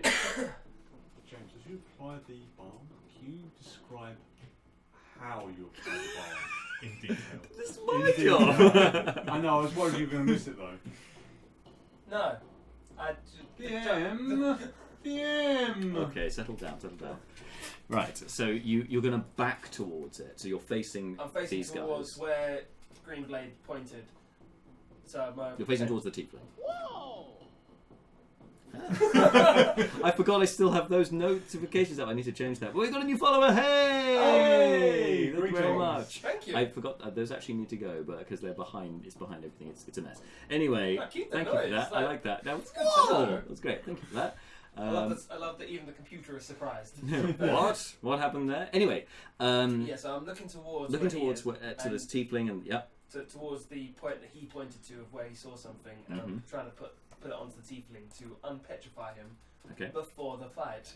Before the inevitable fight. Well, I'm hoping for some additional backup. So as you step out into the clearing, you hear another squawk. And you know what this squawk is, because you've heard it already today. Do I have any chance to call him back? He steps out, then the squawk happens, then you can call him back. Yeah, that's what I want to do. Hey, Seth, come here. Maybe you should let me apply this. I've studied medicine in my time. Why don't you watch my back? It's a lot of trust there, mate. Thank you. But, I've seen you work. I think you're more suited to the undergrowth, friend. So I'm going to ask the clearing. How big is the clearing, and how far is it to the statue? To get to the statue it's about 50 feet. I thought he was way closer. Yeah. I pictured like we were there, and then they came and surrounded Or you us. could see it from quite far off. I thought we were literally there. No. I wasn't gonna. It's a bit of a run stalk to get for- there. Yeah. No, I wasn't doing that. No. So yeah, I'll pass you the balm. So are we in the forest, and there's a big clearing? You're on the edge front of the edge. Yeah, there's a clearing in front of And then you. past Bit of the light coming tiefling. through. in the clearing. That's where Greenblade's pointed to. Yes. Okay. Just past that. Still in the clearing. He looks like he's pointing at the feet of the tiefling. Cool. Actually. So if I've passed it to you, then I'm going to start to walk left into the bush, and I'm going to try and stealth. So I'm going behind the trees and trying to use the darkness of the trees to my advantage. Okay, good idea. Yeah. Make a stealth check. I know what stealth is. +8. Need that +8. 15. 15. Okay. Okay, so you sneak through the forest, round the side. Which side, left or right? I've gone left. You've gone left. Okay. Which is more towards. That doesn't matter. It's the middle of the forest. As I do walk, I'm going to draw one dagger of my main hand. We disconnected from the stream, but no worries. Carry on. It's trying to reconnect. Carry on. I'm going to draw my short sword and my dagger. Okay, just ready. I just want to check. When I say I use my action for an attack and my bonus action to attack again, do I have to make the attack first, don't I? Yeah, you have to make the attack action and then bonus action to And when you say use the offhand attack. When you say offhand attack, does it actually matter what hand I'm holding them in? It does, because the offhand attack you don't add your ability modifier to the damage. It's just the dice roll. Proficiency, sorry. You don't add your proficiency to the damage. I may have done that for one bit of damage. I thought you might have, but no worries. We'll overlook that. It was only 3, and I'm pretty sure. We killed it anyway, Yeah. so don't worry about that. But remember that for next time. No, I know that for next time. So cool. I'm going to hold my short sword in my. Offhand? No, I'm going to take 2 daggers. I'm going to draw 2 daggers out. Yeah. Okay, cool. And like sneaking through the forest. I'm not doing that, but I am. But you are sneaking sneaking, through the yeah. forest. Like a whisper in the woods. While he does that, I'm going to take. I've got my sword up. I'm going to take the pot into. Using my trunk, and I'm just going to move up towards the tiefling.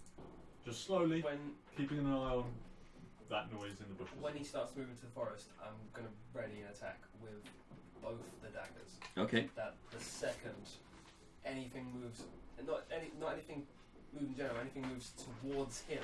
Yep. I'm going to attack.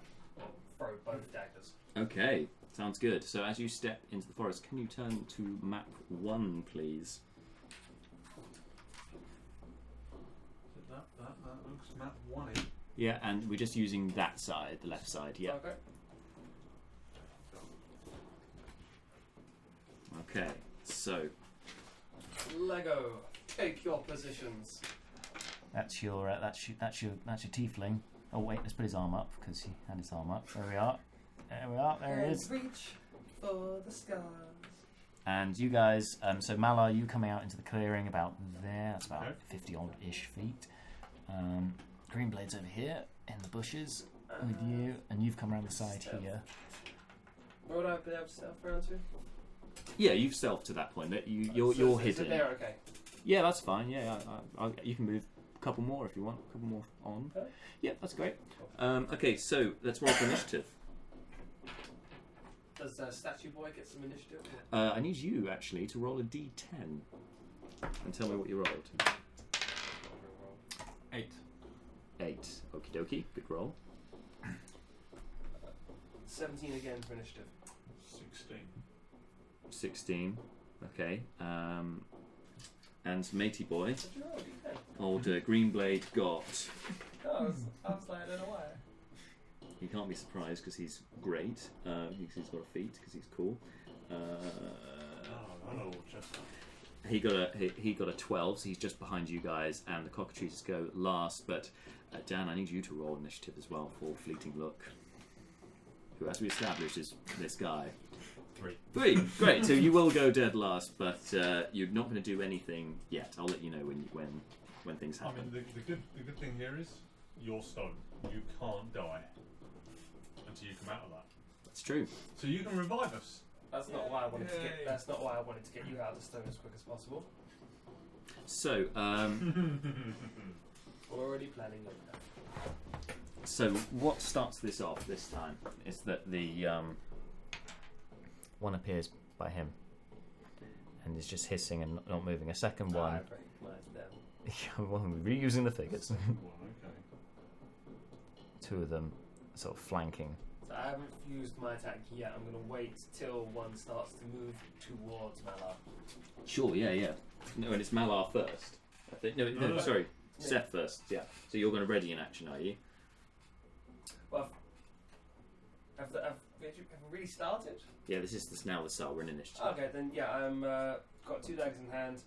I'm going to hold my action till Malar is until one of them moves towards Malar. So I'm hoping to distract it from its fly.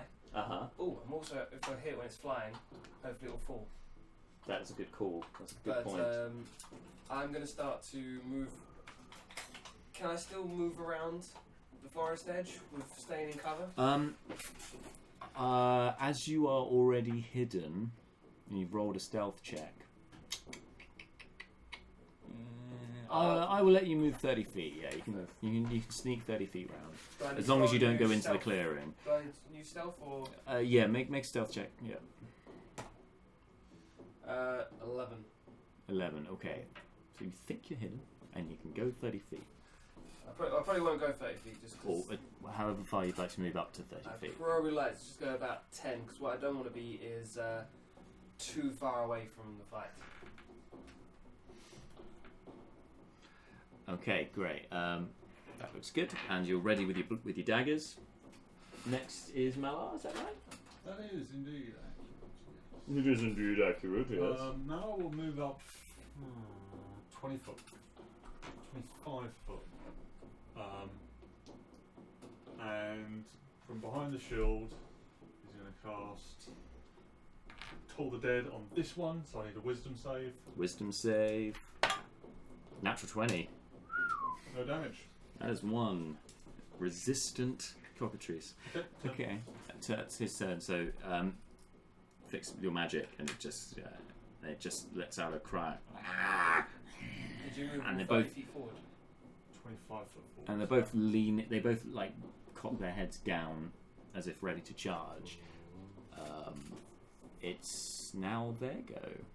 Is that right? Oh no, it's Greenblade. Sorry, Greenblade next. So he's going to, seeing what you're doing, he's going to try and copy you, and he's going to try and flank around the other side. Stealth isn't his strong suit, though. Yeah, he clanks around the side, clearly visible, as I rolled a natural 1. I'm just picturing him getting around to the other side, and to me, like, across the thing, he's just like... Yeah, and he has his sword out as well, which is now glowing green, and he's like... Oh, casual. Yeah, like ready for it. It's now the cockatrice's go. A third one appears. Oh, piss. Right next to. Wait, hang on. Right next to Greenblade. Oh, Well, because he's making so I much love how that went noise. from it disturbs immediate hate to it's like, that's okay, it's an NPC. No. Oh, why would you? Oh, and makes an attack on him. I would say with advantage because he came from hidden. God, it's got a crocodile face, it's the most powerful of them all. But is he actually in melee? So he is in melee. Yeah. I feel So, like you've made him Naruto run. but with a roll of 13, that is a miss. He's just trying to get into area 51. Goes to bite, and he's like, "Whoa!" and manages to parry the beast away. The other two stand their ground, and they're just looking at you, heads bowed, primed, ready for an attack, but they're just going to stay put and see what your next move is. Okay, so next, top of the order, Sef. Cool. I am again going to try and move with the shadows of the tree to move forward a bit. Where did the tree line end? Is it here? Tree line. Would you say? it yeah, about the edge there, and it curls around that way. So these bits in the. Okay, so it's 30. So if I threw a dagger, it'd be at disadvantage, wouldn't it? Because you're over 20 feet away. But would the disadvantage be cancelled if I'm stealthing? Yes, so it'd be a straight roll. Cool. I'm going to go attack the back one. So I'm going to throw my first dagger at it. Mm-hmm. Ooh, that's not. Oh, low AC. 13. 13 is a hit. Cool. So, Roll for net damage. Because he's within 5 foot of fleeting, Mm-hmm. does that count as sneak attack damage? He turned to stone, so no. Oh, rogues. Oh yeah, unless they're incapacitated. Always questing for that bonus. Can I have that advantage? No, you can't. I'm just checking. So that's 5 damage from the first dagger. 5 damage. Gonna throw my second dagger at him. Okay. That's So no, you're no longer hiding, so this would still be a disadvantage because the first one Okay. gives away your position. no, that's 8. So that's a miss. Clank, clank, clank. Your dagger lands on the And ground. then Actually, kind of lands, hits the statue a bit on the foot. Nothing comes off. He doesn't need to know this. And then don't look at me. And my free action, I'm going to draw my rapier. Yep, cool. Sounds good. Draw the rapier. Yeah. You're now no longer hidden. They know you're there. Okay, Malar. Malar. I'm going to try something unconventional. So That's what we're all about. he's gonna try and actually see if he can scare these things off. So he extends his trunk, inhales, and then trumpets out. But he's in thermatology. Okay. He ramps that noise right the way up and Booms out. exactly that. Yeah. Are you trying to intimidate them? I'm trying to intimidate them. Make an intimidation roll. Not a good thing. I tell you what, for using thaumaturgy, you get advantage. That makes sense. Yeah. Otherwise, you'd be trying to intimidate with words, which isn't going to be as good. It's going to be 10. 10. They are Is unperturbed. your intimidation at -1? Yeah. Despite the blast shaking the trees beyond them in the clearing, they are unperturbed by your action. They Statue's maintain scary. their low stance, ready to strike. Not all of us rolled positive stats. Some of us have got some negatives they've got to lean into. Dick. I'm Now, sorry. it's Very anything well. else you want to do with your turn? No, that's me over and done with. I'm going to hold my ground and sort of Shield at the ready. Okay, great. It's now Greenblade's turn, and he's got one on him, so he's gonna unsheath his sword. Well, it was already unsheathed, but he's gonna swing it back, go to strike with the long sword. That was 11 on the dice. That'll hit. So he does, because he's holding it one-handed for reasons. And you see this green fire comes off it. That was a good hit. He does 13 points of damage. Rolled 8 on the dice. Wow. That's total damage.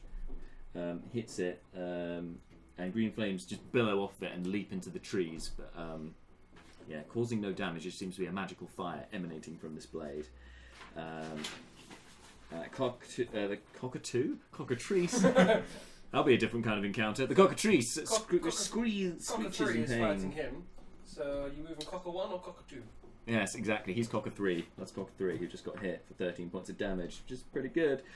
So it's going to be the Cocka Trio's turn. So it's Cocka1 first, which is the one that you threw the daggers at. This one? Yeah. So, Yep. so you've now drawn attention to him, and I don't think so. he's not going to move. He's staying put, low stance, and he fans out his reptilian wings Oh, not the wings. to in an almost like aggressive but protective stance, and he doesn't move from where he is. The second one, Cocka2. Oh no, they petrified him and impregnated him. Oh my god, what has happened? Sorry, man. There is an alien cockatrice inside you. No, Cocka2 is going to fly on over to you and try and get in your grill, and flies out at you. Dismally, 11 misses. So it's currently in the air, flapping around you, all up in your grill, and trunk waving. And number 3 is going to go for Greenblade again. I'll roll the other dice. Misses. And stays put where he is, still on the ground and trying to go for his legs. Okay, so that's the 3 of them. Top of the round. And before you do anything, you see now as fans out its wings, and you can see cracks are starting to appear on the statue. Okay. Moving diagonally, 5 foot of movement, isn't it? Diagonally is 5 feet for the first one, and then double for the second diagonal. Okay, so 5, 10, 15, 20, 25. I'm within melee range of it. Yes. Just gonna get sneak attack damage range. Huzzah! So that's 19. 19's a hit. Roll for damage on Cocka2. So that's with my rapier. So, wow, that's great. That's 7 damage. Is that it? Do you roll 2 1? One of the 3. Oh no, 7 points of damage. Still damage. Damage is damage. That's what they say, isn't it? That's a phrase. No, not even remotely. Okay. But do keep trying. Let's to keep say saying it. Damage is damage. Make your own We'll make phrases. our own phrases on this show. Yeah. Hashtag fake dice. Get in with your suggestions. Anyway, carry on. No, it just strikes fear saying hashtag fake dice, so I just bring it out occasionally. I don't really have anything that I can do with bonus actions yet at level 1, so I end my turn there. Cool. Okay, Malar. Will sort of remain within melee range, but actually come round to about here. Mm-hmm. Turn back and then toll the dead On matey boy there. wisdom save, please. Yep. Oh, did it again. 16 saves. Yes. 17 saves. So no damage. Nothing happens. So you, again, try that. This black shadow comes over it, but dissipates. No damage. Doesn't seem perturbed. Okay. Can do nothing else. Okay. So then it's Greenblade, who's on his one again. He's like, "Oh, die, you fiend!" I think you're back. That's a hit. Don't want to. Go back to sleep. Go back to sleep. Go back to sleep. If you get re-petrified, it's like, He gets bitten on the foot and looks just down at his leg like, oh, the cockatrice roars out in pain as it again these green flames imbue around it, but it's still there, but it's looking pretty bad in the distance over there. In the edge of the trees, you see this green glow, these green flames sparking off of it. That's his turn, so it's back to them. So Cocker 1 looks over, wondering what's happening with this statue, and then braces itself. It moves behind the statue. Yeah, moves there. No, just one. Just no, right there. Yeah, there. That's good. The intelligence of Cocker 1. Out of sight of you guys. Cocker 2, gonna go for you. It's been flying in your face, but you've now moved, so it's now going to go and attack you. Okay. 3 on the dice is going to miss. It's a 6, yeah. 6 misses. Third one, Cocker 3. Also misses with a 2. I'm rolling terribly right now. They're just like trying to bite you, and it's not happening. But just that scary that they're just lost in confusion. They are lost in confusion. And speaking of confusion, fleeting look. You so last you knew, you've been wandering around the southeastern parts of Burikrin. After you left Rundar, you headed north. You did go off on your own little adventure, and as per your backstory, you woke up with a empty vial next to you with this sort of remains of a pinkish liquid in it, wondering how the hell you got there. Not entirely sure whether what you had witnessed with the pygmy Goliaths was in fact real or in fact part of your imagination. Just no idea if that was a thing. And so, with a calling from Omanak himself, you kept heading north, as that seemed to be the way the wind was taking you. And you wandered into the forest, thinking, "Oh, this looks quite nice." Well, you happened upon a nest in a clearing, a nest of these delicious-looking grey speckled eggs. And you pick one up and you admire it in the sky, and then everything. And everything. Shove it in my breakfast. Frozen forever. And you got frozen. Yeah. And now the next thing you know, when your senses come back, your hand is empty. The lighting is completely different to when you froze, and there's the sounds of battle around you. Is there any risk that he's staring straight at the sun as he comes to? So let's roll hang on, let's roll percentile dice. I'm sorry, man. I rolled a 100 on the dice, so yes, you are looking directly into the sun. So this blinding light, just like only shadowed by your hand, which you realise now is empty, and you think you are staring into the light of a billion suns, as if you have gone to join the gods themselves. This is why we don't want fake dice. It's not going to go in our favour. As fate would have it. Yeah. So you come to with those slight multicoloured spots in your vision. Welcome. Welcome. You're in the middle of a fight. What would you like to do? It's a free action to rub your eyes. Is it? Yeah. Well, I've gone from the two extremes. The darkest thing I've ever witnessed to blinding light of staring at the sun. So, I'm very confused by my surroundings. Am I aware that there is something behind me? Or? I would say as a free action you can roll a perception check, and let's just see if you're aware it's there. If you were quite perceptive anyway, but no, it's fine. But as knowing who you are, 16. Nice. there is definitely something at your feet. Okay. In fact, the nest was there last you remember. Oh. It's going to go well. I'm going to slowly rotate around, like really slowly. Like stealthily, you might say. Yeah. Okay. This is just full on reminding me of like. You want to make a stealth check here to see if you can do it without being noticeable? You want to do it? I'm making you uncomfortable. 3. Oh no. He turns around and steps on it.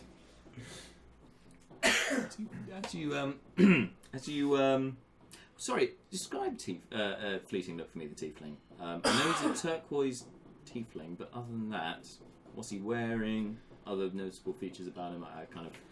let's give the audience a little bit of a. Cockatrice on his clothes. So when the rocks disappear from you, the stonework falls from you. What does everyone see?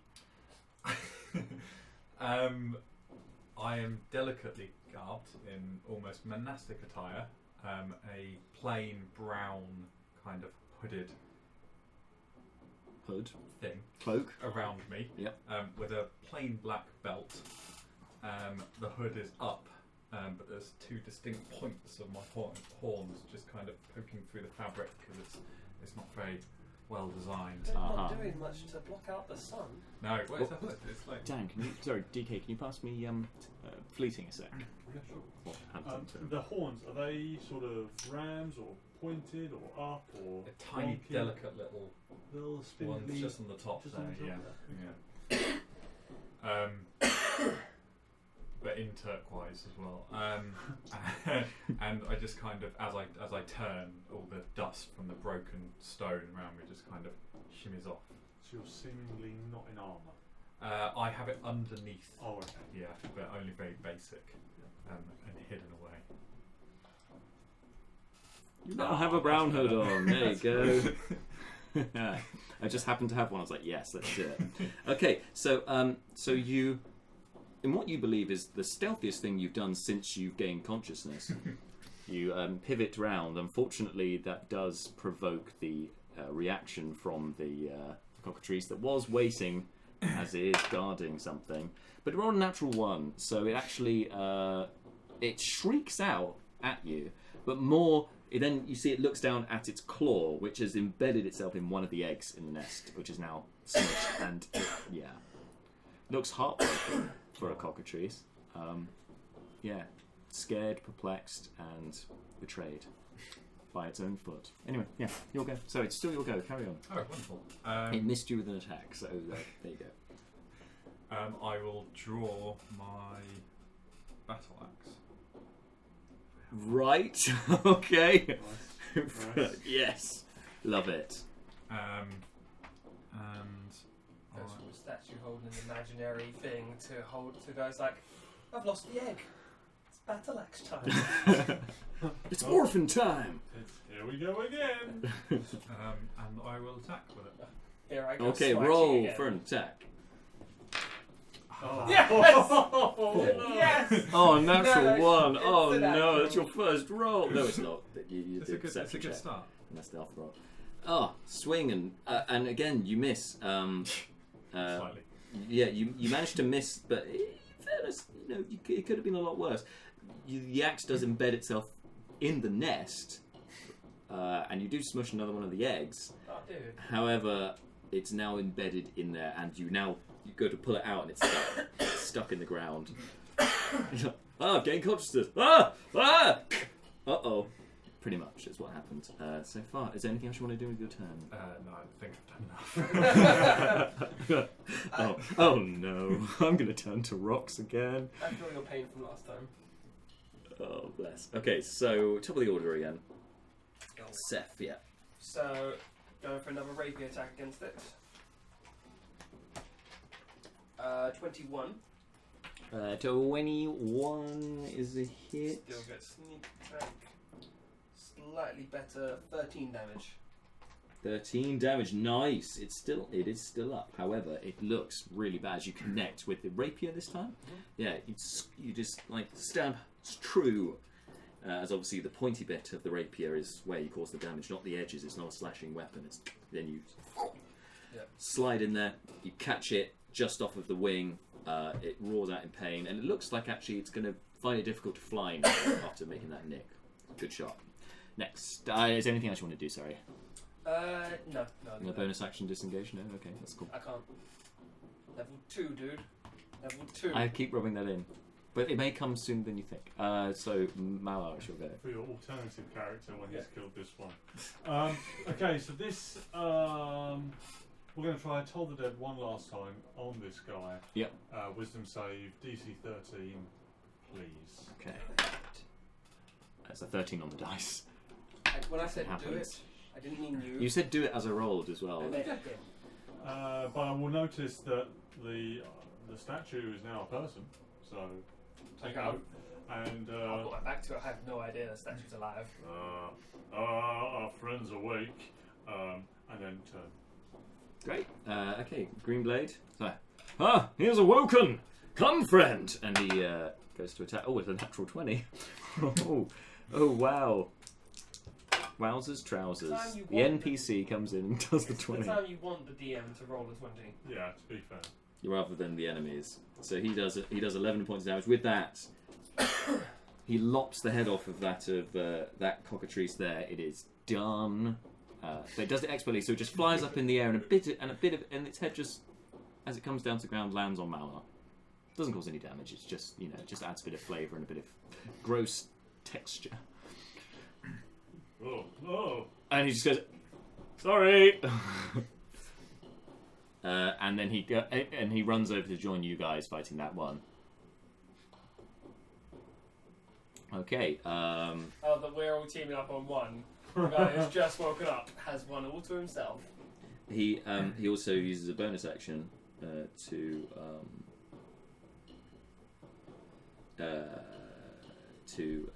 he does a bonus action. You see the magic sparkle in his free hand, and he locks eyes with that one, and he seems to have his vision primed on that one.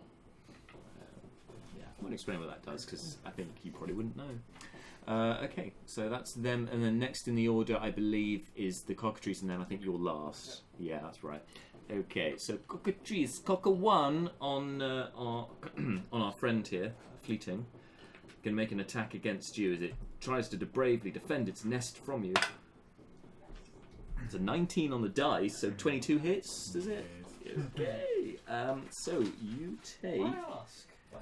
I just wanted to double check because he's a paladin. I know paladins can be quite well armoured. Yeah, above level 1. You take 5 points of piercing damage, and you need to make a Constitution saving throw. We have faith in you, man. Does non-con saves like a paladin thing? It's what they get proficiency in? No. Oh. Charisma and wisdom. Oh, it's good. 16. That is enough. You resist the effect as you feel that now familiar sense of the poison entering you, but you managed to push that magical resistance. You managed to force it back with sheer will, as if it almost feels like Almanac himself is channeling through you to push back against this foe. Cocky look, like not this time. And if it wasn't for the fact that you don't believe in Almanac, you'd swear that you heard a voice saying, "Not again, my son." For me once. Okay, so that's him, and then Cockatoo. It's flying in your face, so it flies up this time and onto you. So it's not going out of combat range; it's just going to go from the ground up into your face. Okay. So does a 14 hit? No. It doesn't. Great. Whoa, I managed to beat it back with your rapier.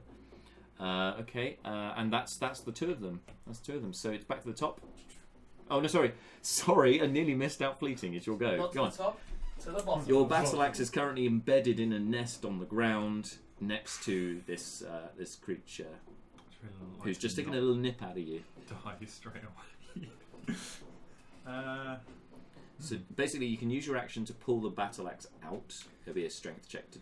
Actually, no. You can use your action, or I can let you do a strength check as a free action to try and pull it out. Yeah, why not? Why not? Okay. You're strong? I don't know, it might be. I think as a paladin, hopefully you'd be strong. Paladin should be very strong. I can't remember what stats you rolled, but you can watch that on our character creation video, which is up on YouTube right now. Smooth. Seamless. That was almost seamless. Yeah, and strength checks. So it's just The search, slice and dice. You said do that. 4. 4. That was the free action, so It's not going anywhere, so you can use your action to lever it out, or you can, if you've got another weapon, you could do something with that. Do have another weapon? yeah, draw that out then. I will have. Oh wait. Sorry. Alright, I will draw my warhammer. The Warhammer, okay. Wait, you've got Battle Axe and a Warhammer. For some reason. This is amazing. Okay, right. So, from behind your back, but below the cloak, and it was there the whole time, but nobody noticed it, the Warhammer, pull it forth, and yeah, you can make an attack with that. 13. 13's a hit, roll for damage.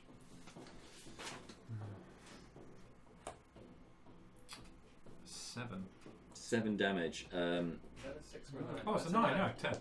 10 damage, great. You really connect with that hit. You swing your mighty warhammer, and actually, you swing so well and so accurately that the dagger that was sticking out of it, which you hit it with, right? You then connect with the dagger as well, forcing it in and doing another 4 points of damage. It's a great hit. It's like, and it looks equally surprised, heartbroken, and betrayed, and it's feeling a complex range of emotions for such a small and supposedly uncivilized being. I feel like most of the things you've done so far are second time the charm. Okay, I was stoned, not the second time. I embedded my axe in the floor, not the second time. Very true. Okay, so you hit it with the warhammer. Do you have any bonus actions you want to do? Or you? Okay, top back the round. How's this one look? Yeah, he looks bloody. Okay, so Yeah, you notice even before Greenblade got there that he's not doing too well. yeah, if it was okay, I was gonna take the reaction and go and help him. But if I kill it, or hopefully if I kill it, then both of you can go and help Fleeting. Good call, that's a good idea. 12. 12 is a hit. Roll for damage and you get sneak attack because you got allies with you. Yeah. 8. 8. 8 is enough. Ah, yes. With 8, you skewer it like a wild boar. Perfect. As you drive your rapier straight and true through its open mouth and just and it's dispatched. So 1 left to go. Sorry, you have movement. If something takes the disengage action, yep, that's from the things immediately around it. Yep. If it went past another enemy, I think if you're using the disengage action, no. I think you're just dodging attacks. you're good that whole turn. Yeah, pretty sure. Yeah, because it's your whole action to disengage. Otherwise, it's a bit underpowered. I'd say. Otherwise. Alright. Because I was going to move like close to it to try if it tries to run away. Go for that. No, just in case it does run away, I want to be closer. So 5, 10, 15, 20, 25, 30. So I should say we are playing. I haven't mentioned okay, before because it hasn't come up, but now's an appropriate time. We do play with the flanking rules here. So basically, if you are opposite to an ally with a creature, then you'd have flanking advantage over it.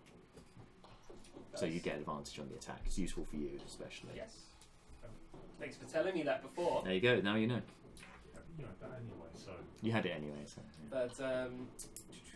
But it also means that your allies also would get advantage if you're flanking. no, that's fine. Okay. Cool. I'm going to stay because I can't move that extra 5 foot, or I'd get an opportunity attack from it. So that'd be makes sense. So I'm going to stay there, just so I'm a bit close in case it tries to run. Okay, great.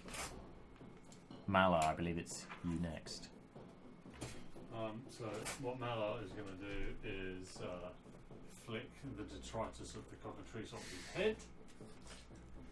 When the camera doesn't want to stay down. And the camera doesn't want to stay down. Come on, action camera.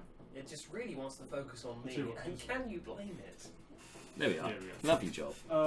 And he's going to run in this direction to come over to here. But as he does so, he's going to cast Toll the Dead on in situ. Oh yeah, good call. So 13 wisdom save. Yeah. 15 on dice. God damn it! It's And not doing so well this plop time. Not so here, hot. Brandishing the shield and turn. Great. And then it's green. Actually, yeah, no, just that's fine. It's Greenblade's turn then. Seeing you all there with it, he uses his turn. He's going to start gathering up the remains of the one that you just dispatched there, and says, "I think you can handle this. Let me know if you need me."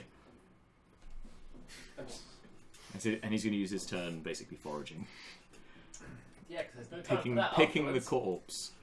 Yep. Okay. Next is where's the one remaining cockatrice? Cries out, and it wheels round, looking at all three of you, trying to find. We do have a pretty surrounding. Yeah, trying to find a weakness here, but it's not going to leave its nest. It's determined to fight to the death. Now I feel like we're the bad guys. So I'm rolling a d6 to decide which one of you it attacks. So 1 goes for you, which is probably the worst tactical decision for it, but it's quite a simple being. Natural 20. I'll save you this time. The dice gods are, I think, might be in this cockatrice's favour for this This is a particular good time to have the attack. second healer. By the way, you're the healer You now. take 8 points of piercing damage, Oh. and you need to make a Constitution saving throw. Oh. The Constitution is good. You are quite constitutional. This is a roller coaster of emotions for me. sort of snapped. Yeah. That's going to be 16. 16. You feel this.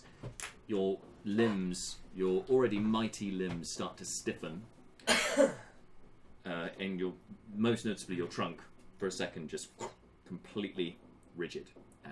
But you, force of will, you feel Festier's light and warmth inside you, and you manage to quell the magic and push it back. And shake. Yeah, exactly. Shake it off.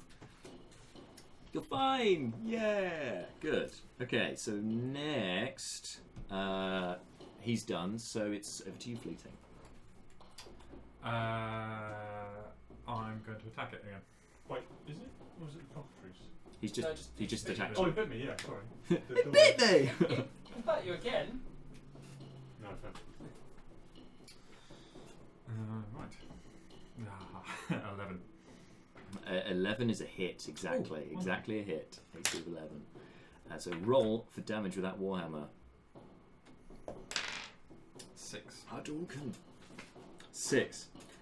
Describe to us how you dispatch the last cockatrice. I'm going to jump directly up in the air, and as I land, bring my hammer down so that my feet land on its remaining eggs, and the hammer lands on the cockatrice.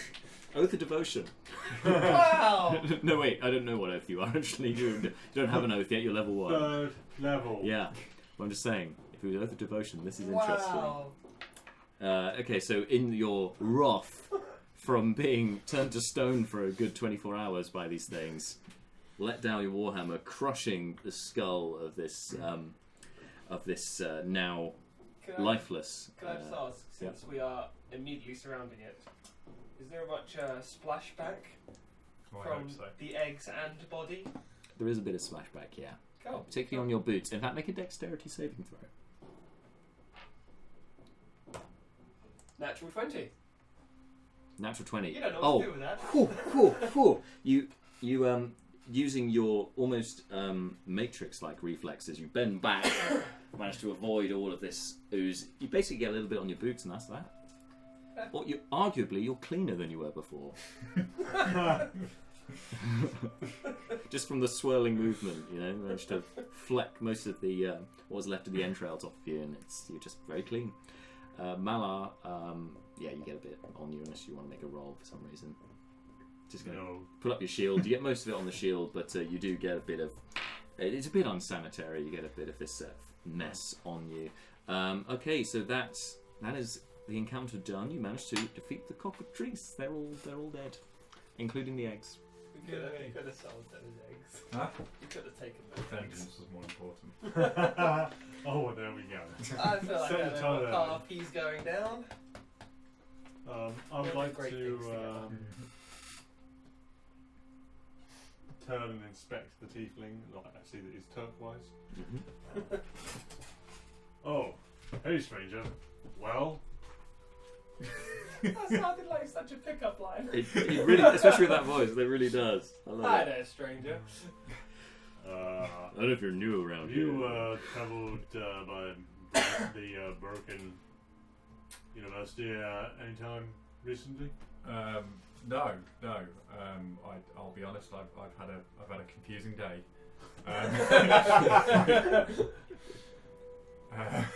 But no, I've not been there recently.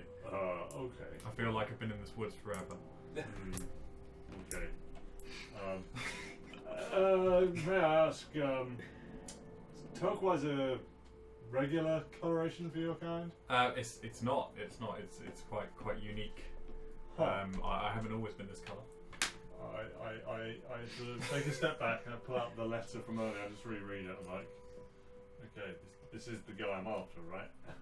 Yes, yes, but the there's no mention of the university in there. Just the Temple of Oh, the Eight. it's just from Just from the Temple of the Eight. Yeah. my mistake. I apologise. How did you come to be here? I've been going on something of a quest for myself. I'm familiar with the concept. I've been wandering these woods, and I was approached by a giant source of light with a large symbol above his head, similar to an exclamation mark, and he told me to look out for a sign. He said for me to look out for the trunk that does not belong. I've been in this woods looking around for a tree that does not belong to this forest, but I haven't seen anything. Huh. Maybe you can help me find this trunk that does not belong, friend. I will just scratch the top of my head with my trunk. I'm not much with nature, but I will certainly help you look, sure. Maybe together we can finally find it. Indeed. Elm, oak, mahogany, or do we have any inclination? What are these? What are these trees? What's common here, and then I know what to look for. I know very little about trees. They tend to be brown. Some are white. Many colours. I'm yet to see a grey one.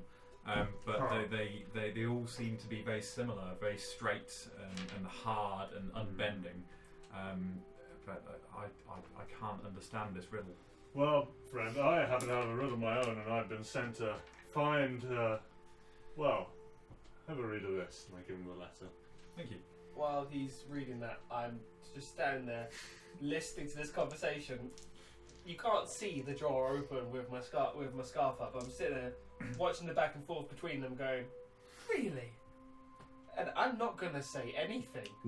I'm not going. I say nothing. I'm not going to correct any of this. I love it. Okay, great. So you hand over the letter, you start reading, and as you're doing so, so you have the force, so you can gather the general principle of the letter. As you're having a thorough read through it, Greenblade pipes up and says, "So, and you see he's got another fire going. He's doing the same thing again. Did you manage to save any of the eggs? They fetched quite a good price, you know." No, our new friend here looked pretty spectacular whilst he was breaking the last couple. Oh, well, it's a great shame. Oh, how do, friend? Greenblade. Nice to meet you. Nice to make your It acquaintance. did seem a spur of the moment thing. He had been awake for a grand total of 12 seconds. So it seemed more of a reaction to... Is that a normal reaction for you when you wake up first thing in the morning to hack and slash? I do spontaneously jump up in the air each morning as I arise. I Right. find it a good way to start the day. Spring out of bed. I like your style.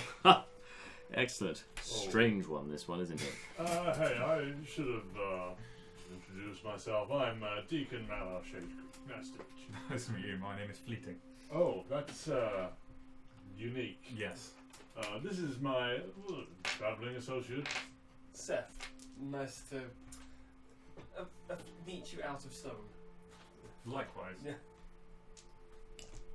So over the next, sort of, I guess, 20 minutes, Greenblade's going to be gathering up the rest of the cockatrice, unless you guys wanted to take any. No, I'm taking the one here. So Okay, so he'll take the other attach it to two. my belt with the other cockatrice. He manages to make 2 more bomb. What? How long is that taking? Takes 20 minutes. Why is he... Sorry, I'm actually going to ask him, like, if this bomb only lasts an hour, why are you making so much? I know who to sell it to. Does it only last an hour in the open? If you put it into a vial, does it last for longer? Exactly, yes. Who are you taking it to that can store it for longer? Well, there's a few majors here around. In the vial, how long does it last? Maybe a few hours. It again doesn't last particularly long, but given the area that we're in, and given there are quite a few cockatrices around, I do find it comes in useful. I do keep a few for myself, but always make enough to sell on, make a nice little profit. I don't get a whole lot of work otherwise. I'll keep my corpses because they'll last longer like that. That's a capital idea. Would anyone mind if we took a short rest here? I was bitten on the leg. Oh, let me. And he puts balm on your leg. Oh, thank you. I think we should short rest away from a potential nest site. Oh, well. We don't know if this is all of them. I'd say this most certainly isn't a potential nest anymore. Yeah. Isn't that right, my friend? Yes. Yes. So, An X-nest, if you like. Can we move away from this place? Of course. Get a short rest. Of course. Might I recommend going back to the road? Yeah, Sure. so we're head back towards the road. So we follow the path, same path we came back on. Go to where the footprints led into the forest. So we'll head out back there. Are there any rocks or felled trees that we could sit down on, like a nice bench or a seat or something? Because it was by the mountainside, wasn't it? Yeah, you make a perception check. 6. I mean, the grass looks pretty comfortable. That'll do. So It's just off of the road. I'll take a seat and spend my one. There's a not so sharp looking rock you can perch on. do you want to use your hit die? Hmm? Short rest. Yeah, I got it. So it's your Were hit die you plus down your con. 6? Yeah, I will. Ooh, that's pretty good. Yeah, Your back up. max was 11. So you're taking a little short rest, am I right? So Cool. D10. Okay, D10 so plus your con. You're at full health. Cool. okay, good. Short rest. Yep. So you can use your hit die and heal up. I think I rode that quite well. I don't think I got hit. Yeah, Didn't get hit. success. Yeah, after you last managed to week's- avoid attacks. It's Yeah. good. Also, they were pretty easy to hit compared to your last foes. You did well. Yeah, five of them managed Yeah, to I've get done rid well. of. So There you go. done better than last time so far. So far. The rolls have gone better for you, I think, as well. So we're heading back to the road. So I'm gonna say so. Like you were talking about to fleeting about a university or the 8 Yeah. gods. Is it just 8 gods? It's The 8, yes. It's faith of the 8, friend. Faith of the It's, eight, sorry. part and none of the gods here. Are you So I was just curious if you've met him before. this guy? You passed him a letter like you've been looking for him. Oh, well, that's the letter I received earlier. It is instructions from a friend back home to pursue a turquoise tiefling. I did mention it Okay, earlier. yes. So we in fortuitous circumstances. Yeah, this is. I believe this to be a blessing from above. Something's nagging at you, which is why probably you're making these inquiries about him anyway. There's something familiar about the tiefling. You can make a history check if you like.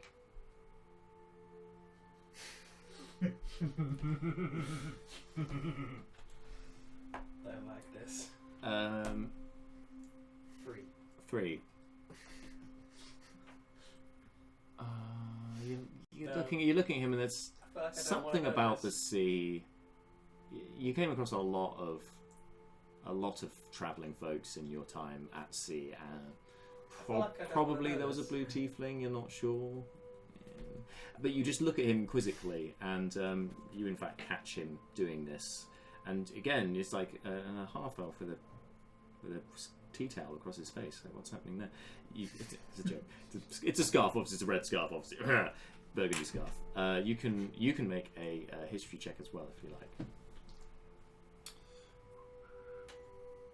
Just gotta check those stats. It's 9. Yeah, it's going to be a 9. 9. Yeah, when you were travelling across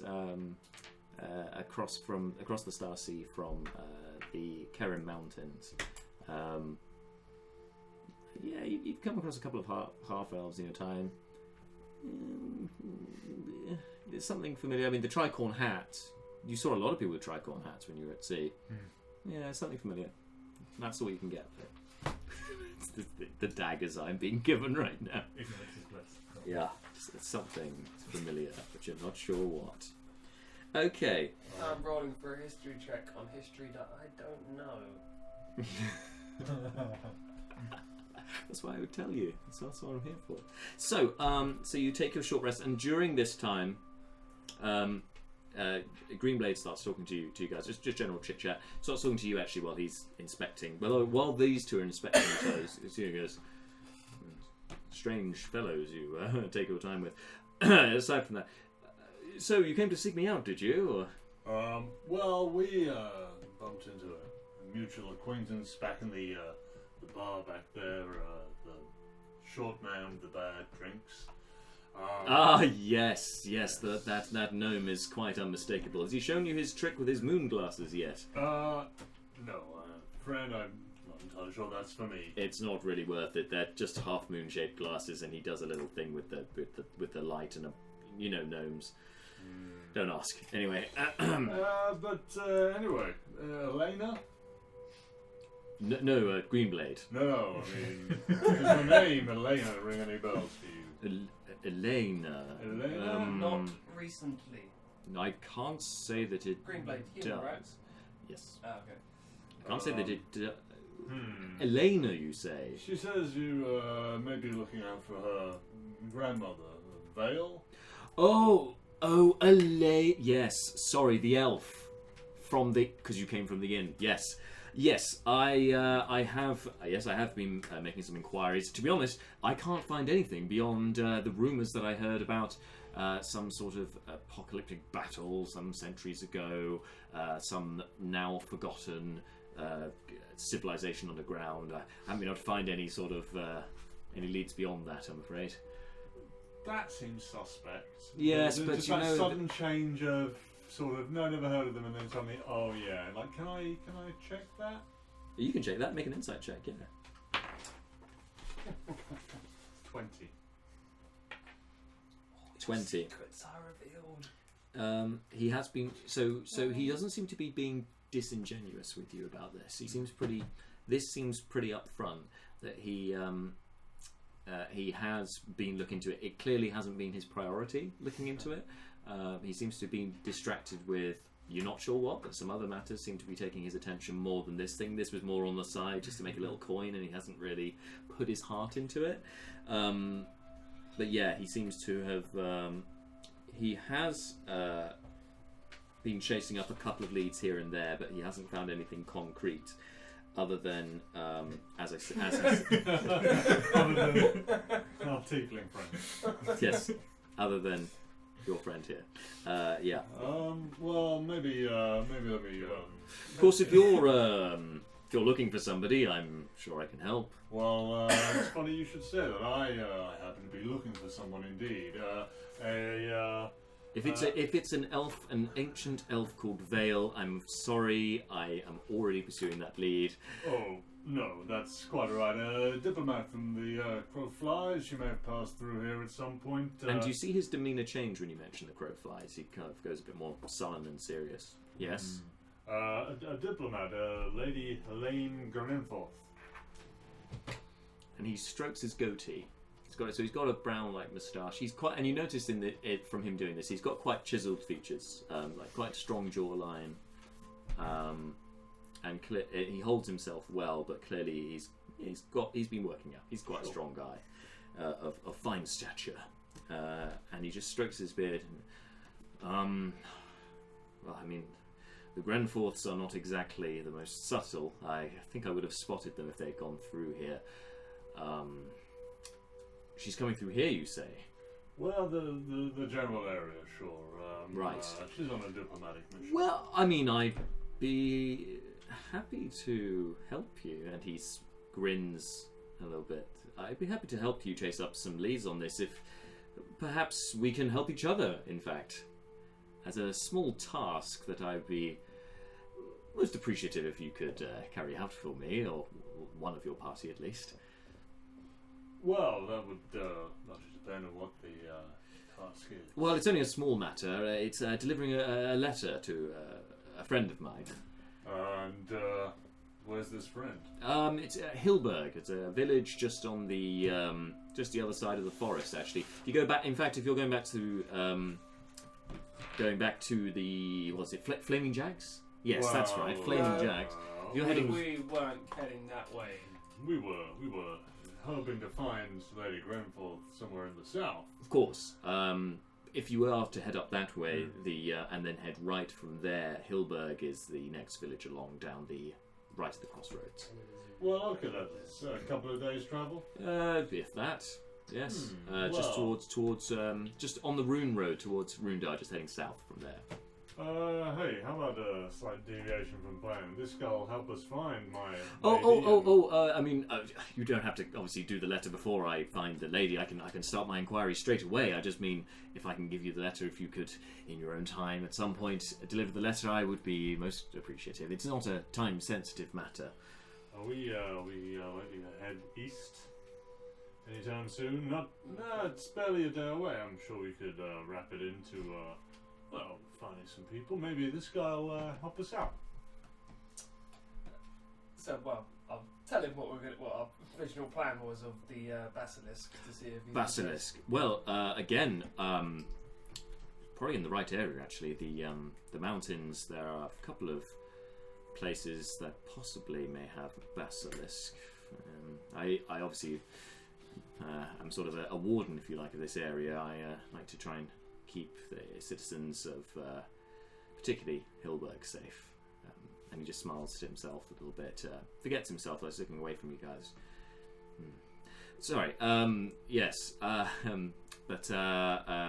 yes, I believe there is one actually not too far away from here, Basilisk, yes. Where? Just a bit further south, along the road. I believe there was a basilisk there once. I did put up a sign there saying don't go there, but I really thought it would be like danger basilisk crossing. No. Just general danger. Most people just see danger and run away, I find. Obviously you guys didn't, but anyway, yes, I believe there is one. Yes, down just south of here. I mean, it'd probably be. He looks up at the sun, not directly into it. It'd take you another 3 hours or so down south to get there. Probably should stop. I probably would stop for some lunch first or something, but I can certainly take you there. To a basilisk. I've actually lost track. What time is it? It's about midday. Okay. I thought we were traveling for longer than that. Maybe 1 o'clock. Cool. So the south, was that the letter place? That's no. The letter place is back to the bar and then head east. Yes, it is in the opposite direction. Yes. Yeah. So south. Are there any towns or anything to the south? Sorry, I'm actually asking him. Sorry. Yes, there are. Was like before that spot with the basilisk. So I'm going to hand him a small map I've got of the area, and ask him like if he could mark on it where the basilisk was last sighted that he knows of. Right. And say if there's a town near there, because as I say, if once I've explained to Fleeting what we're doing. And if he still wants to join us for it, which is likely, but we still probably need another person or so to fight a basilisk. Oh, sure. Yeah. Hey, how much do you know about basilisks? I looked up quite a bit about them beforehand. Anything you want to quiz this guy about? More if it was just the one you know of. That's the nearest spot that I know of. Just making sure there's not going to be lots of them. I mean, obviously they are living creatures, although abominations, some would argue they are, but they do of course breed. So yes, if you were going in there, the deeper you go, the more you may find. I don't venture far in myself, but I know that they have been spotted coming from there. There is a village further on. It's from here is probably another day or so to get there. The village of Half Rage. It's a halfling village. So merry folk they are, but clueless. Yes, also in large amounts. Hey friend, now halflings are plenty good, and let's not forget that our Lord Festia took the form of a halfling and spread the good word around. I meant no offence, sir. But But all I'm merely saying is they're jolly folk who do enjoy their food and their hospitality. However, the dangers that lurk nearby, they seem to be somewhat oblivious to in Half-Rage. That's not all halflings, but Half-Rage, it's kind of a what do you call it? A bit of a slum, I suppose, compared to Morningill. Morningill is the big halfling town. Again, that's another day or so walk from there. It's a port town now. That's where most of the halflings go. Those who are sort of not rich enough to end up in Morningill end up in Half-Rage. Hey, what are you thinking? I say we did head along this path looking for your My lady. your associate that we hadn't found yet. But Oh, hey, you haven't across Lady Grenfell? obviously more than a day ago. Obviously. No. Apologies. Well, that's quite alright. So if we head south, would that be the opposite way to where she's come? No, I think she's come from the south. The south works for me. If we head to the south, then to that town near the basilisk supposed nest, we can see if there's anyone in the town that we could gather for assistance and see if we can find any more leads on your friend. Alright, that seems like a plan to me. We can maybe get some aid. Do something with these dead birds you've got. How long will they last for? Sorry, it's a general question. How long will they last for before Well, he I did. need to turn them into paste? Greenblade did mention earlier that they would take. They could last for 1, maybe 2 days before they start decomposing beyond, and the magic would be lost. I think I'll try and keep them for as long as possible, so that we've got 2 ready for in case we do find the basilisk within the next 2 days. Remember, of course, you will need some supplies: a tinderbox, bowl, and obviously a vial to keep it in. Necessary supplies. Supplies. You know, if you do need any more supplies, and if you are hunting basilisks, then you most certainly, I'm sure, will. There was a contact of mine who actually I was going to take these to, and he holds up the farms that he has left. Yes, a peddler woman along the road. She's a kindly soul, a little bit eccentric, but she would be the one nearest round here that you would look to resupply from. I believe she normally stocks health potions and a few trinkets. She'll try and sell you some sprites as well and pixies, but just you know, just leave her to it. She believes they contain some magical power of some variety. I'm I not sure. immediately jumped to Sprite and Fanta in my head when you said that. I was like, Yeah, okay, she has Coke Zero, Pepsi Max. I totally went down the wrong train of thought there. I was like, Her name is Pepper. She Dr. Pepper. No, that's it now. That's Canon and Dr. Pepper. no. Tilda's her name. The old lady. Kindly old soul. But beyond her years, I'm surprised she's carrying on doing this kind of trade. You know, she's almost bent over double. You know, lives a life of rags rather than riches. Speaking of rags and riches, yes, if you are going to Morningill, Royston's Rags and Riches is quite an establishment, general goods store, if you get hold of some useful items. Yeah, hang on. No, Yeah, hang on, Royston.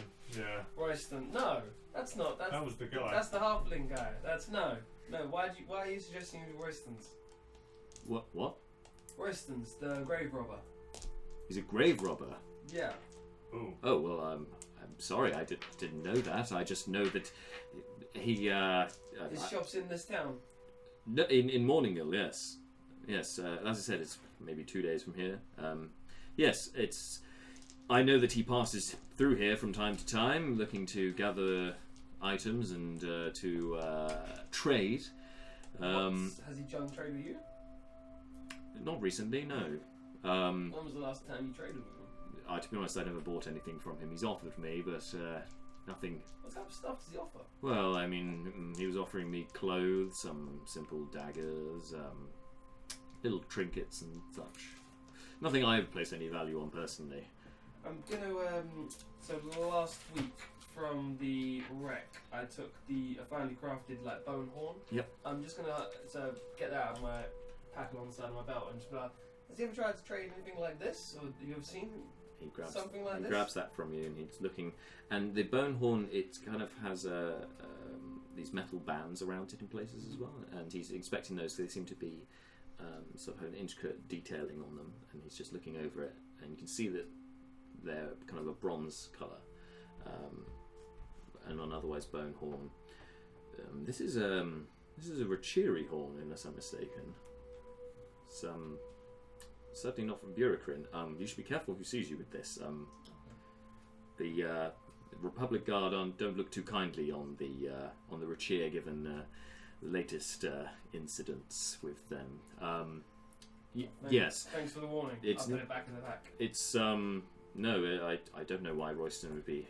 But if you say he was a grave robber, I mean, I know there's plenty of Dragonborn that try and cross the border. Perhaps he pilfered that from a body, possibly. Well, yeah. You did say Ghastly he was a grave business. robber, this Yeah. acquaintance, so sounds likely. Acquaintance. I mean, he was offered. Very brief. Yeah, offered. He offered some weapons, but as you can see, and he pulls out the green blade and offers it up to you. I have no such requirements with this particular weapon. Henlath. Henlath, I call her. She's quite a beauty. Yes, and you can see the blade. It's well made steel, and you can see there's a crest on the hilt, just at the cross section. It's it's of a it looks like a coat of arms. It's black on the bottom, and then embossed on the top half of this. It's shield shaped. This crest is a white centaur on an otherwise sort of brass field behind it. Does this look familiar in any way to me? So what, you can make a history check, because actually for your character you might know this, whereas you two probably won't. 18. 18. That is definitely a symbol from the Crowflies. That's from a noble house. It's not a major noble house, because you know those to be Grenforth, Rookwood and Bronn. You don't know which house it is. It's a lesser house, but it's most certainly a Crowflies house. Okay. As he sees you gazing at it, he kind of looks a bit uneasy and goes, you don't want to, you can look, but you can't touch, my friend. Oh, that's, no, that's quite alright. I mean, if that was my wife, I'd be having words with you. Yes. And he just puts it away. On that note, So, I think we should maybe head south. Yeah. Yes, if you're looking to restock on your way, we should probably call by Tilda first if you're looking to get some health potions. And also, I really would like to sell these before they go off. As I said, we'll follow the path down and see if we see her along the way. Just before we do, Master Greenblade, you seem to know a lot about cockatrice. Yes. I just wondered if you happen to know the collective noun for them, and if not, whether I could coin one in honour of our battle today. I personally refer to them as cockatrice, and I use that for the plural. So just cockatrice for plural and cockatrice for singular. It's much like fish in that respect. Wonderful. I just wondered if there isn't one already taken, if they can now be referred to as maybe a scramble of cockatrice in honour of this most auspicious day. Okay, a collective noun for. I mean, no, it's not something I've given much thought to, my good friend. But fleeting was it? Just next time, if we are surrounded by a scramble of cockatrice, it would be nice to make a. It would be nice. It would be nice to declare. Oh, make a we're in a scramble of persuasion cockatrice. check. Make a persuasion check. I felt this is how someone first named like a flock of ravens a murder. 23. 23. Also, I meant to do this earlier because of your fantastic roleplay entry that you get inspiration. Yay! There was one moment earlier I was like, yes, you've got to have inspiration, but I forgot. So yeah, you get inspiration. He deserves it. Scramble. A scramble of cockatrice. I feel like that's. Did he laugh? Ha! Very good. I shall make a note of it. From this day henceforth, 3 or more cockatrice shall be referred to as a scramble of cockatrice. Scramble of cockatrice. Take it home, folks. I would also hasten to add that obviously, if you find 2 cockatrice in your travel, that you refer to them as a cockatoo.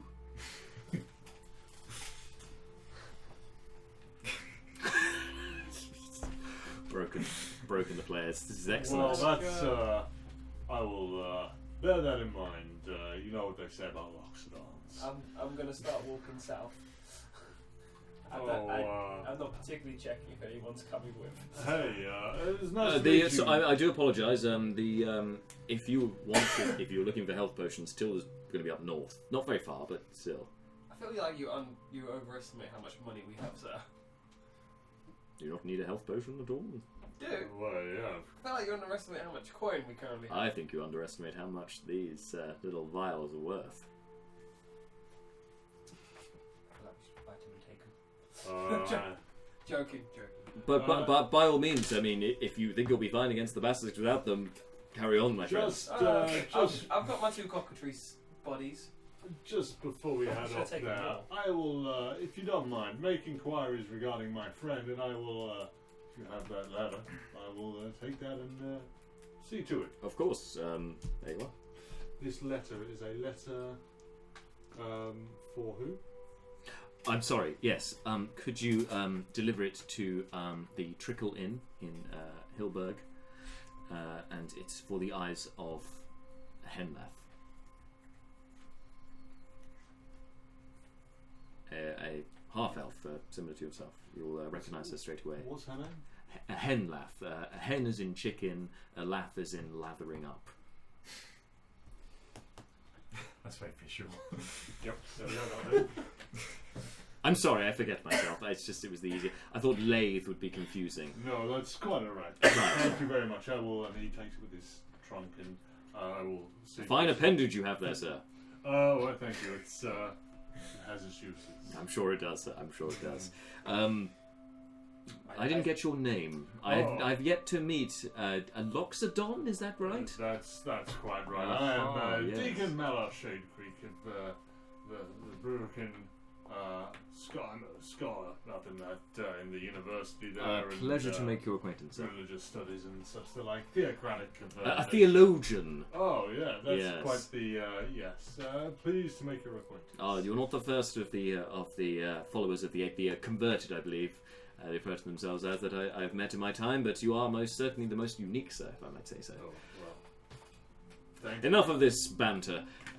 Sorry, yes. My friend is eager to. Literally started walking away south. Yeah. Like. Good day to you, friend. As I'm walking away, just the hand behind.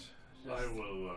Nice to meet you. Are you accompanying us, fleeting? Yes, until this sign presents itself to me, or until I can continue on my journey. Oh, yes, that's quite right. Of course, my friend, and he grabs you by the arm, like so, going for a handshake, but then he goes to grabs the forearm as well, and says in your ear, "Be careful with for the next day or so with the cockatrice disease that you've just got over. Might be a bit shaky for a little while. You could do with a good night's rest. We're going to sooner rather than later, if I'm honest." Thank you for the advice. No problem. It's happened to me. It happens to the best of us. Don't you worry. As we're heading off, I just want to look to the tree line. What kind of trees are these? So these are in this particular area. You have more evergreens, more ferns, and so on. Okay, evergreens and ferns. And okay, so Less deciduous trees. And what type of trunks? Just very big trunks. Quite wide trunks, mostly trunks are you looking dark wood. I know one that does not belong. One doesn't belong. I don't see any trunks that stand out, do I? You can make a perception check. 7. You wave your trunk around.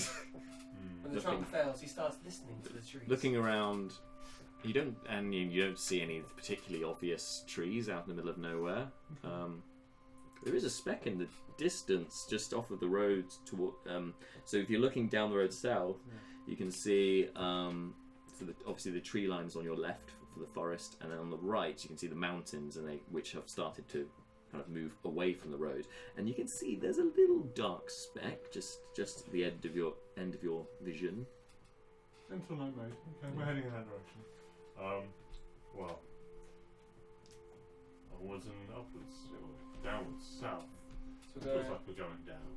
So we're going south. So we were originally heading east when we came across Fleeting. Now we're going south, isn't it? Yep. Yeah. So heading south. So we're going to. Was it Half Reich? Half rage, yeah. Half rage. Yeah, so heading down there. How long would it take us to get towards half rage? It'll be dark by the time you get there, so Okay. it would be. We need to find a tavern and. It will be sort of 5-6 hours to walk to get there, so it's going to be the rest of the day getting there. Okay. Do we? When we're doing that, are we still? Is the forest still around us, or have we gone south? Like, the forest completely is away from it? no, the forest is still there. You kind of head in the the road goes We are southwesterly. keeping an eye on the tree line. As you Or as you continue traces. to walk along the route, the forest does again. It kind of peels away from where the road's heading, so it becomes it comes further and further away from you, so you feel a bit safer. Okay. So what order are you walking along the road? Are you walking 3 abreast, or what's happening? We're most likely walking side by side. Mm-hmm. I don't know Let's them go well with that. enough to not want to walk next to them yet. Side Okay. by side. Yes. Yeah. Just make sure. So you're walking along, and can I get all of you? Well, sorry. What's your passive perception? Because I know yours now. You two, 13 and 12. What's your passive perception? And scroll down a bit. Passive perception 9. Ah, great. Okay, so wandering around. The sun's quite bright. Oh. As you're wandering along the road, after about an hour or so, that speck you're seeing in the distance is getting closer, and not as in it's moving towards you. No. You're moving towards it. That's how depth perception works. Thank you. Is there any resolution around what it may be? As you continue getting closer, it appears to be it's on the road now, and it appears to be it's a sort of you can't discern the shape necessarily, but it's about 5-6 feet tall. It's looking kind of beigey brown colour. How far off would you say this is? This is now still a ways away, 120 feet or so. So you can't make out specifically what it is, but as it gets closer, you can see that it's somebody travelling along the road in a brownish sort of shawl, and they suddenly stop in the road. You're about 80 feet away from them at this point, so you can make out there's a person with a cart, a very small cart behind them. Oh, hey, what are you? Trader? Yeah, is this a travelling peddler? What was her name? Tilda, wasn't it? I thought she was to the north, but that guy seemed a little bit fruity. Maybe he got his up and his down mixed up. I'm not going to be too alert. No. But my not too alert is I have one dagger out. Okay, right. Alert is both Daggers. are out. Yeah. That's very set. Okay. Malar is grinning inanely at the thought of meeting a new person. Fleeting shouts the word Tilda.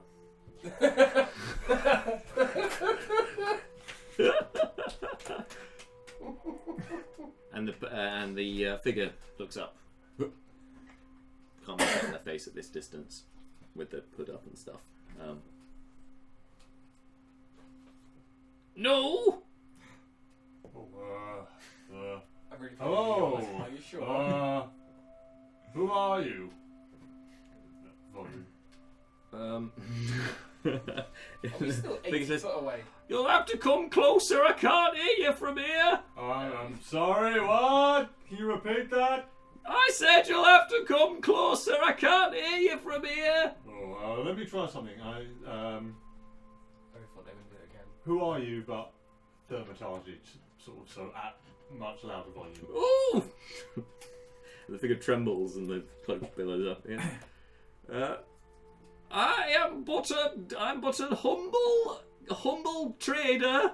You can use one, Yeah. I mean no harm, sir. Oh, well, this seems fortuitous. A trader. Let's. Fantastic. Malar is going to walk ahead. He's going to move off. Yeah, no, we'll come towards the trader. So as you get closer, you can see that below this raggedy cloak is it's actually a patchwork cloak as it goes, a few different colours, and the and nestled beneath the cloak is an elderly man. You see wispy grey-white hair coming out from underneath of it, kind of a hooked nose.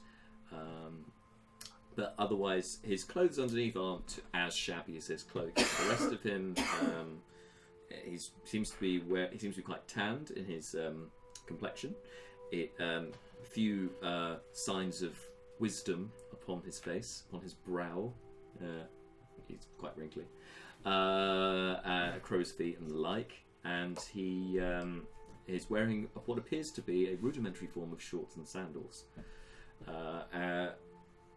And he regards you with these slightly squinty eyes, looking over at you. And goes, "How do, sir?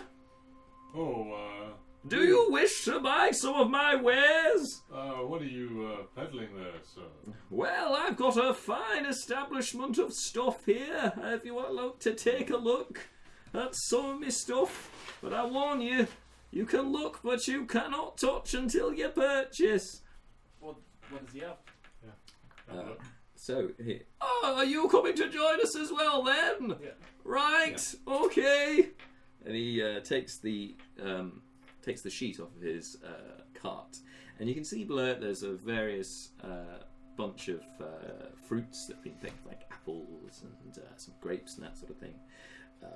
In addition to that, there's a few potions, some of which you recognise as health potions, a few of which are not health potions. There's also practical supplies, rope, buckets, vials, there's a pickaxe, a shovel, other such equipment.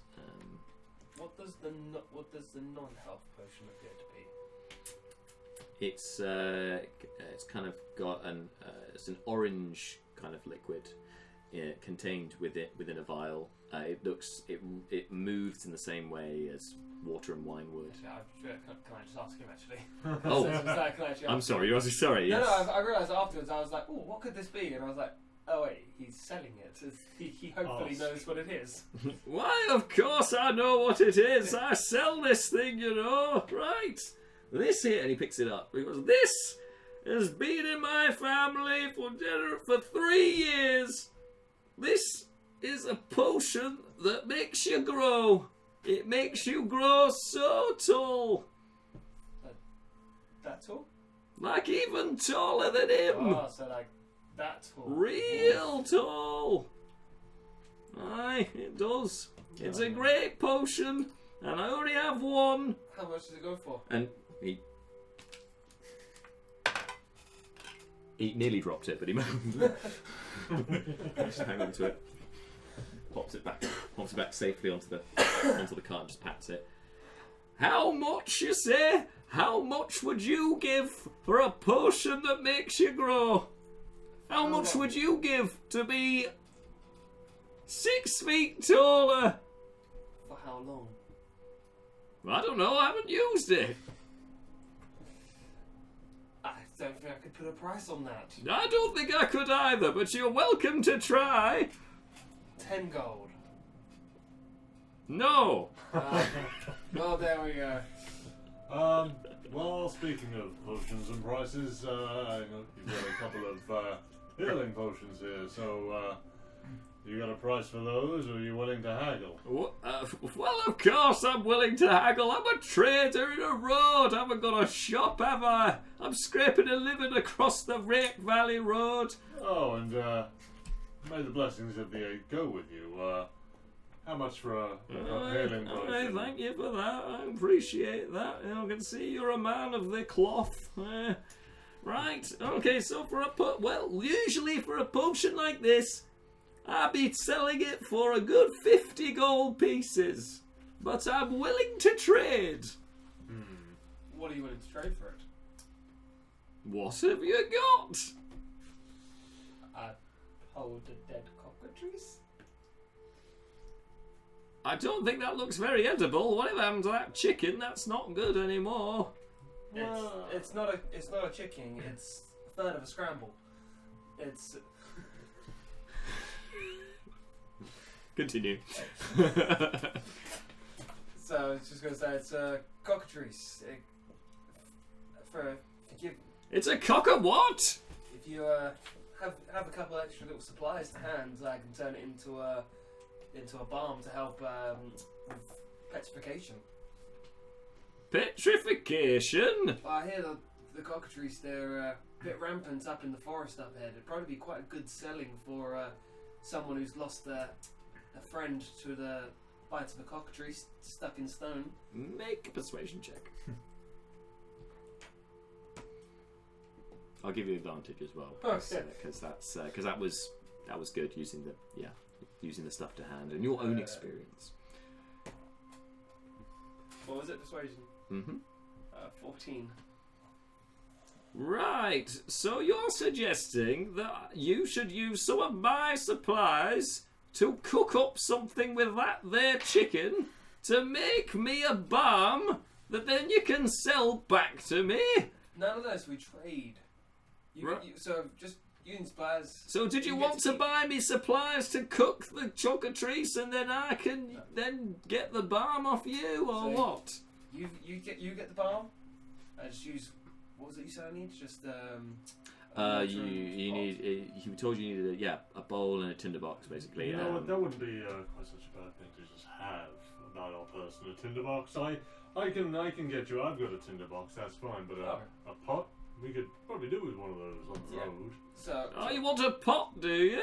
We'll buy the pots and supplies. I tell you what, I can give you a pot and a bucket. Sure, that would be One fantastic. silver piece. Sold to this guy right here. There you are. So Silver piece. Enjoy. So with our new supplies, I'll turn this cockatrice into the balm. Which then, if you're going through the forest, probably a good place to sell it. If you're already heading that way.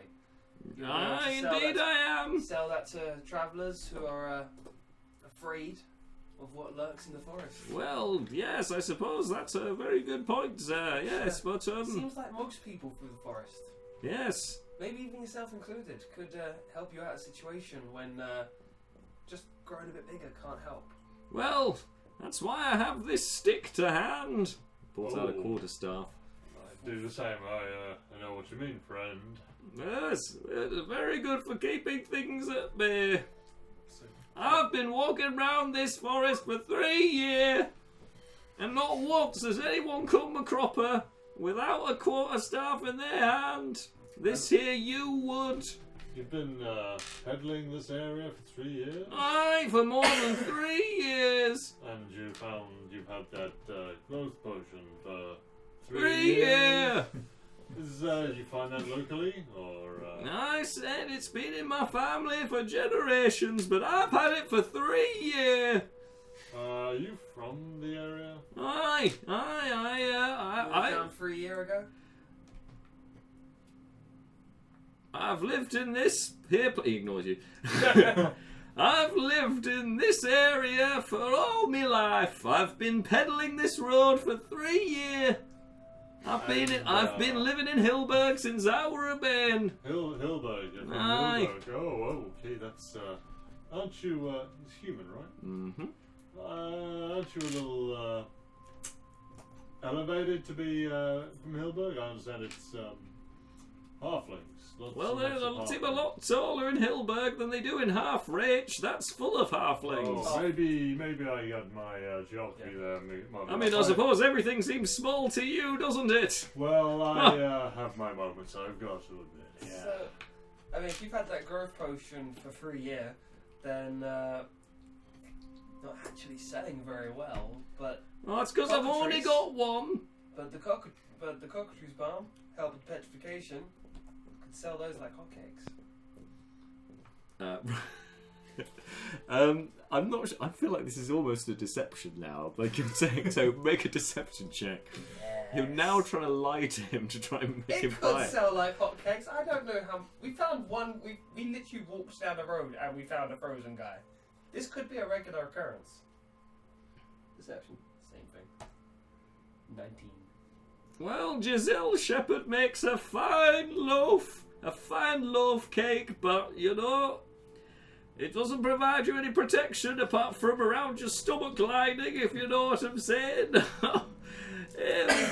Yes, well, Okay, I suppose I could take some of that off your hands. Do you want the growth potion for that, or A health potion. a health potion? Right, well, I've got a few of those. And he turns around and starts rattling through it. Right, okay, I've got one here. How much of that balm can you give for me then? So I'll spend 10 minutes. I'll say to him, I'll spend 10 minutes. I'm going to turn. You're going to spend 10 minutes of my time? Oh, friend, while my colleague here is... I've looking up got his rounds balm, to do. It's going to be dark before long. Well, how would you like a blessing from a deacon of the eighth?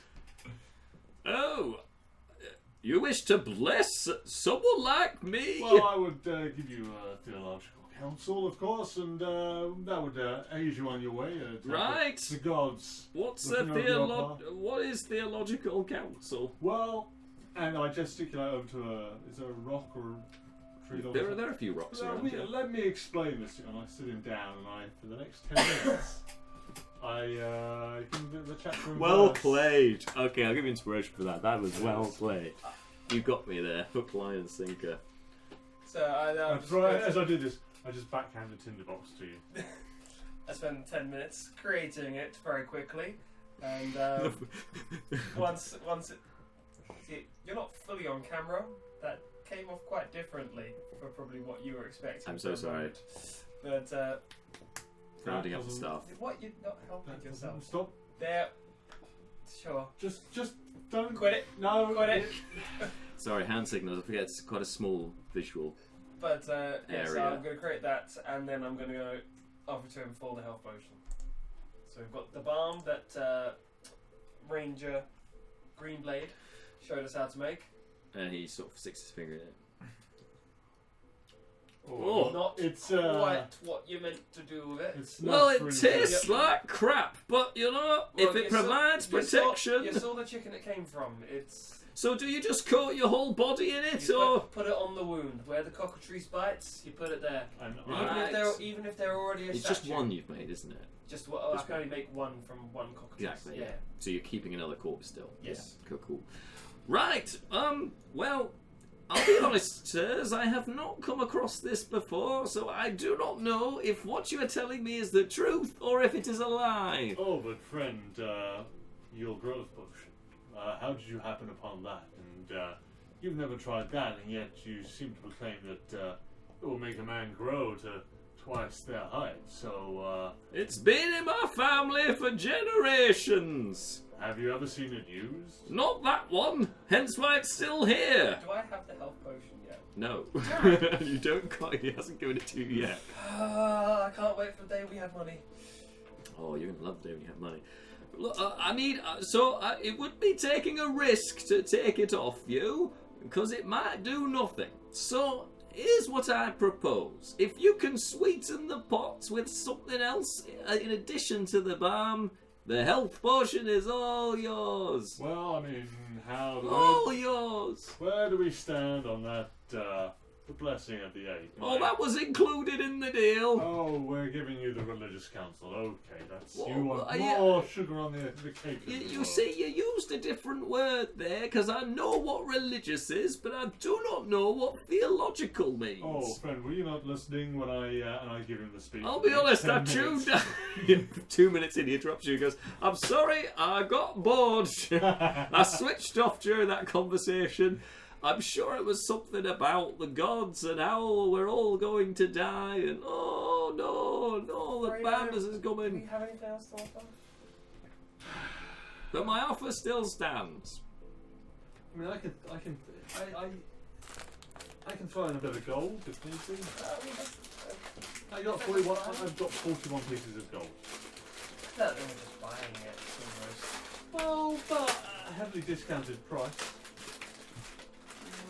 I mean, I've got.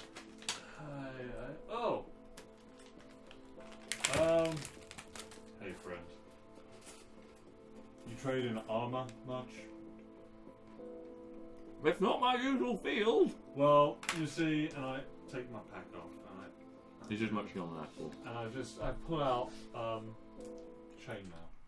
quite large chainmail, would fit over me. Oh. This was a gift from some colleagues on my departure from my studies, and well, truth be told, my skin is quite thick, and I do not believe this will offer me any protection. I would be willing to provide this to you in itself for a healing potion, in addition to my friend's balm and my religious guidance. Make a persuasion check. I'm going to use my inspiration because otherwise I'm going to forget that I've got it. Persuasion. 16.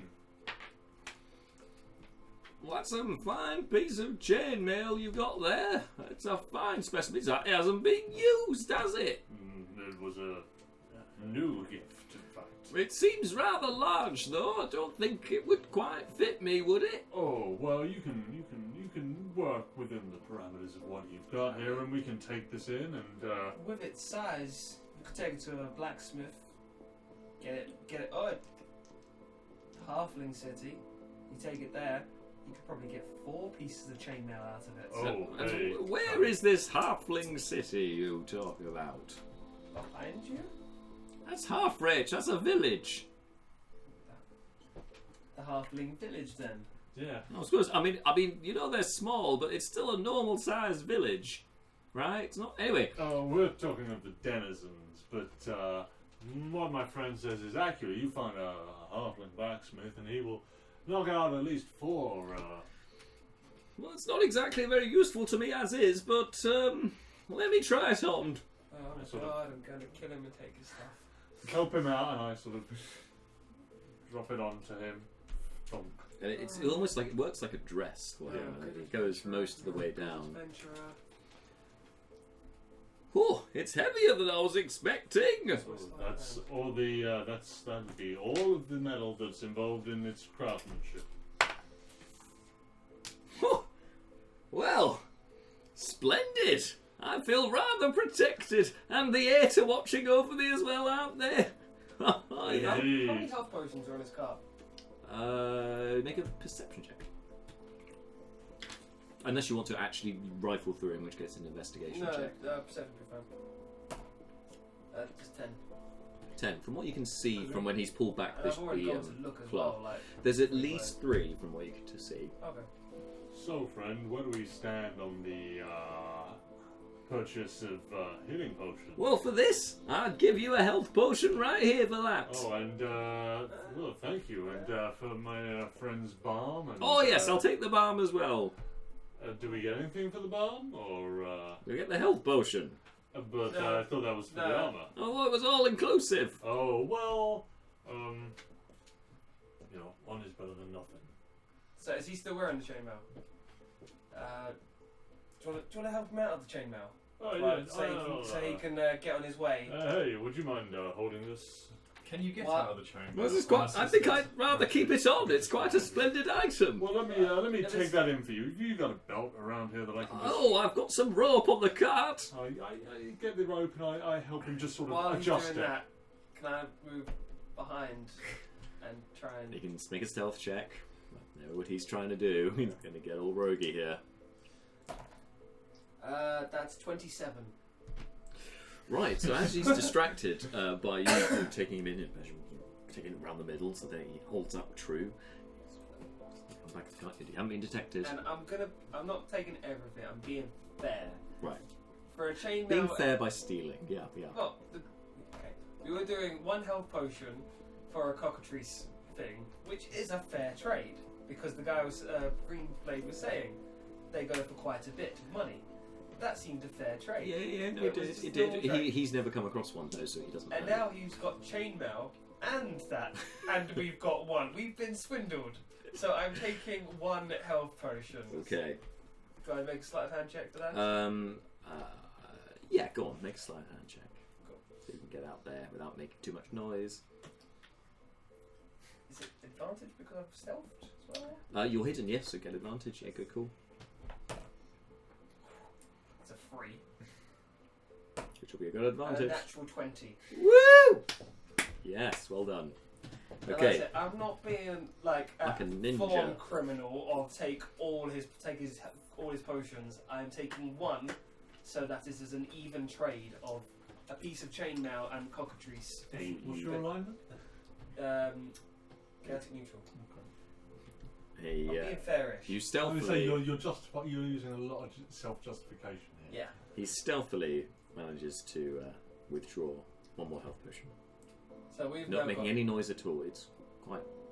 I mean, you watch him do it, but that's quite amazing. So we've now got 2 health potions. I'm gonna go to him. I'm gonna put my hand on his back, and I'm gonna be like, "Well, you know, the chainmail looks great on you, and it's been a pleasure talking. But like I said, it's getting dark, and I'm afraid we're down a cockatrice potion, so a little bit less safe for us. So we're gonna make our way down to Half Reach."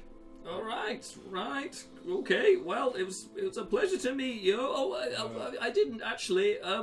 But you there, the horned one. Are there any goods here that you'd like from my cart? I don't think we got to speak much because these two were taking so much of your time. Unfortunately, I have nothing to trade at this stage, so Right. unless my kind fellows will happily lend me some money. Oh, well, that depends on really what you're after and how much that's going to cost. Actually, I'm good. Right. Well, if you're on the road again, I'm sure we'll meet you. You actually have money? Oh, awesome. How much do I have? Some. Like 10 gold. I hand you my coin purse. Does that count this for me? I think given your background, I'm pretty sure you've got like 10 gold, maybe 5 gold. It's not a lot. Maybe 15. Did you forget to put any money on? Well, yeah, because otherwise you could just put loads on. Actually, I can just. No, I'll have all of it. it's automatic. Oh, is I'll it? show you later. You have about 10 gold. I'm pretty sure. Yeah. Perfect. I'll double check it. You But don't I'm start pretty off sure it's there. bankrupt. Oh, I thought you did. He continues on his way. As he goes, I will give him guidance. Just say a prayer over him. Give him actually the cantrip guidance. It'll last a minute, but you know, you might use it in that minute and head off. Alrighty. So, continue on your way south on the road. I'm just looking up the how much gold you have to start with because I've got my own little background spreadsheet. So it's based on what your background is. Right. 10 gold, yeah, right. Perfect. 10 gold. So you continue along the road for the next hour, and then after, during that hour. Oh, interesting. During that hour, the sun is starting to wane, moving more into the west, which means it's more in your eye line, which is a little bit annoying because it means you can't see that far ahead of you. But you continue on, and there is something that catches your attention. This time, it's to the right of the road. It's there is a structure of some variety. Looks to be a cart or a carriage pulled up on the right hand side of the road, and you only know this because you can see 2 horses standing by it. Did you say your friend was coming by carriage? I'm making the assumption that yes, you would. You say it's off the road. Just pulled up off the road, yeah. We just take a quick check on it. Yeah, sure. So yeah, go and move towards it to take a check. Check on the horses first and then get spooked. So, when you move up a bit closer, you can see this carriage is very well adorned. It's painted. It's wood, but it's painted in a teal colour, kind of a greeny blue, bluey green, mostly green colour, with gold trim along it. And you see, as you get closer still, you'll need to make an animal handling check if you want to sort of calm the horses. As I see you move towards the horses, I'll give you guidance. Thank you.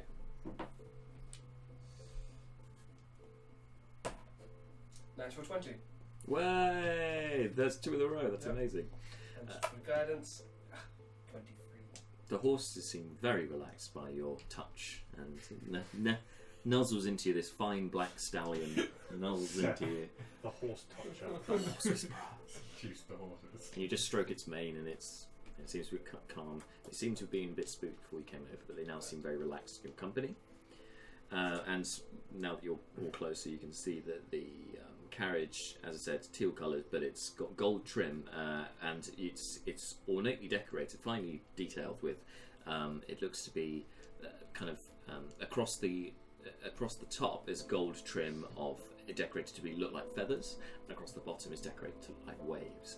And you see unmistakably in the centre of the carriage the crest of House Grenforth, which is a gold griffin, just embossed in a circle on the centre of the carriage. This definitely looks like my liaison. Oh, it is her. It's at the foot of what looks to be the start of some rocky outcrop of mountains. Sorry, carry on. I would like to go up and check inside the carriage. Okay, so you look inside, don't need to roll for this. It's picked clean, there's nothing in there. There's just the soft cushion padded seats of that presumably the ambassador would have travelled along within, but there's nobody inside. Would you like to call out for Lady Grenforth? Just at regular volume, sort of slightly elevated, but yeah. Anything? No movement, no noises that you hear. You do notice a slight echo though when you call out to your left, which is strange because all that's there are a load of rocks that just looks like it looks like a rock fall has happened recently just over this rocky outcrop and stuff.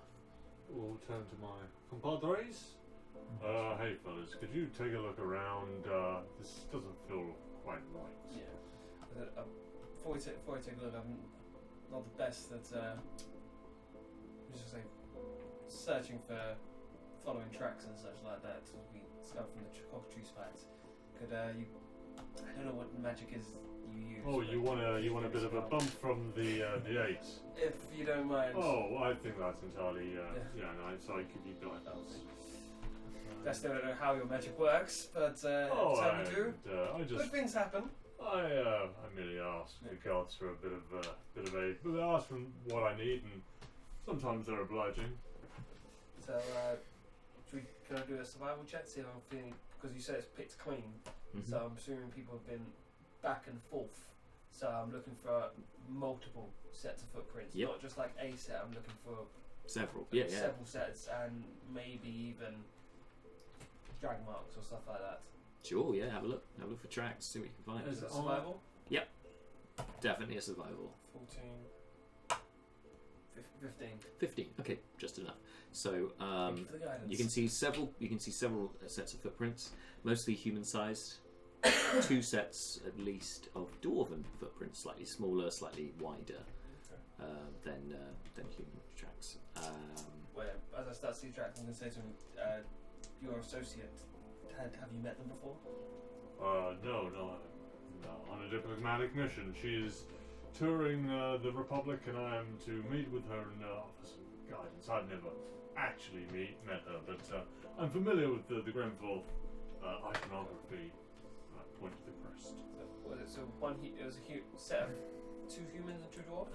At least 2 dwarf. You're not sure how many humans, but more than that. Cool. Do you relay the Yeah, so, yeah. Well, they're heading away from the... Strangely, they're heading towards the rockfall. Just at the foot of the mountains that you're next to. I would like to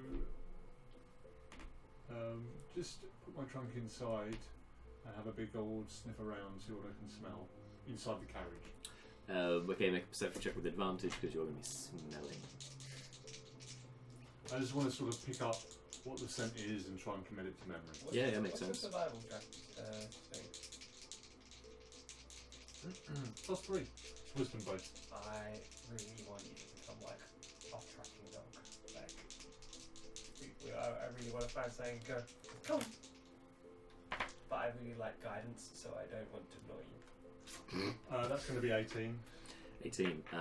Okay, so the strongest smell that you get in there, you get a faint, because you rolled an 18, you got a faint odour of sort of wheat beer.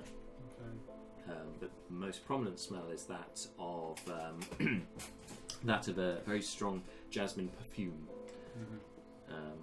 Takes your nostrils straight away. And that you would hazard a guess is the smell of Lady Helene Grenforth. Are you able to track that Well, Am I able to track? Can I follow the footprints? Is there a scent? You can follow the footprints by all means. Yeah. Do they smell of? You This keep sounds dumb as you keep fuck. smelling, and it does seem that jasmine. Yeah, it seems to be a faint whiff. with the combination between the smell and the footprints, could we track it through the forest? It doesn't go through the forest; it goes directly into that rockfall. Oh, sorry. Yeah. Can we sorry. investigate the rockfall? Yes. Of course, yeah. Investigate. Go for it. You called it. So fleeting look leaps ahead and investigates the rockfall. 9. I mean, No. it's 6. Sorry. 6. Right. What's your investigation? 0. Yeah. You fleeting look. It's been you've been awake less than 24 hours. Sorry, no, you've been awake. It seems like days actually because of the amount of time that's passed. Feels It's like crazy. days. It feels like days. Literally has been days. Starting to feel a bit hazy, and I mean, you've had plenty of. You've seen in your time, in your brain, in your mind, you've seen lots of people moving through rocks and trees and being able to pass through solid walls without a moment's hesitation. And it seems that's exactly what's happened here. That's literally all you can get from it. It's like, oh, there's a load of rocks. They must have walked through the rocks. I mean, it totally makes sense. Do you vocalise that? No, I keep that inside and say there doesn't appear to be anything over here, gentlemen. Oh, Should we start to move the rocks? I would like to move over and start to just look at the. How long would it take? Like, if there is something behind the rocks. Like, So if I moved to the top and started moving the rocks from the top, would I be able to? How long till I sort of saw if there was, like, say, the cavern behind? well, Move the rocks on okay. top. First thing, I'll need you to make a strength check. Oh no. Cool. Oh no. Is that your negative I step? thought it was going to be like acrobatics to get to the top, and I was like, cool. And then you were like strength to move the rocks. I was like, Or athletics, if that helps. that's same. Okay.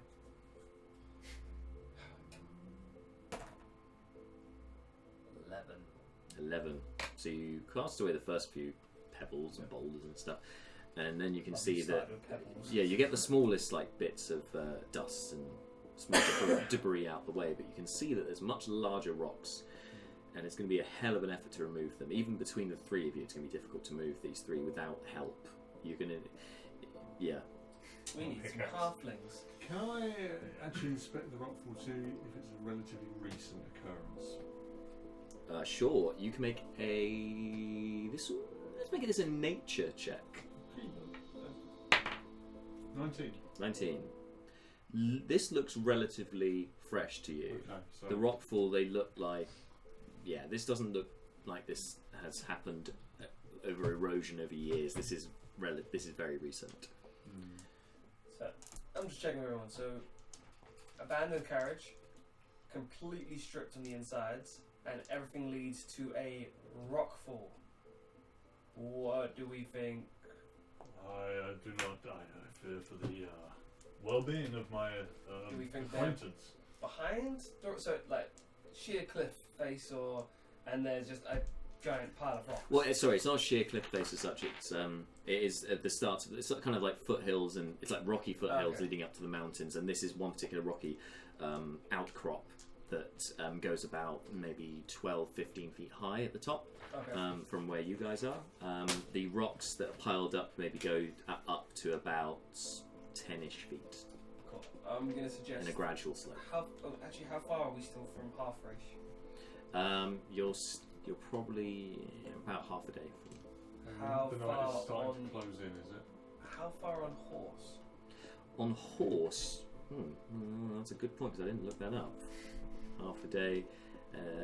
I would say it takes you. I'd say it probably halves the time by taking horses because they move about twice the speed of you guys. So yeah, it makes sense. Is the carriage still functional? Carriage looks functional. Yeah, Yeah, it's still got because- reins and stuff. I'm not entirely sure Malar gets on the back of a regular horse, and that horse keeps moving. He's quite heavy. This is what I've got for 250 travel pounds. speed. Oh, so you probably could actually. It depends I've what got kind this of for travel horse. speed, Ooh, just from my cheat book. that's handy. Oh wait, I've So got one it's here. It's on the back of the There we the are. screen. It doesn't say for coach. No, it doesn't say for horses though. It just says fast pace. Okay. I assume it's not a fast pace because we've got a carriage.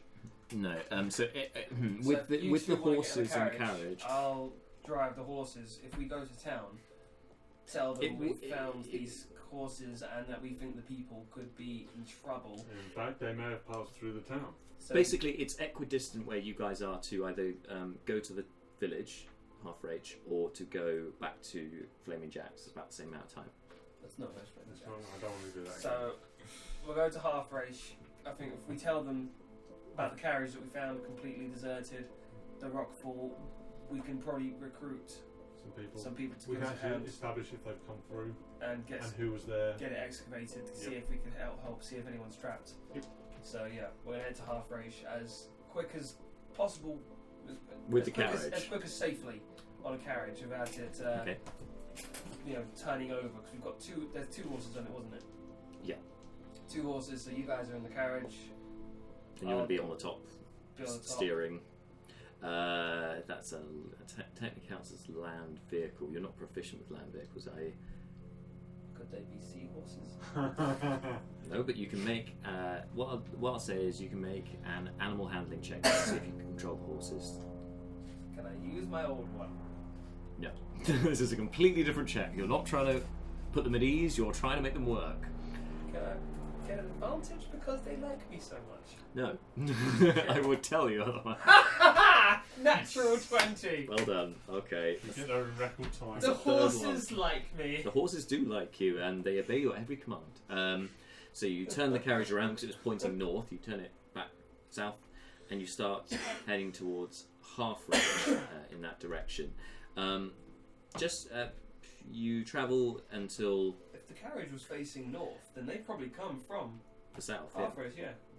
There, so you turn it around. You're starting to head south, and over the next few hours, it starts to get dark, and the rain starts to set in.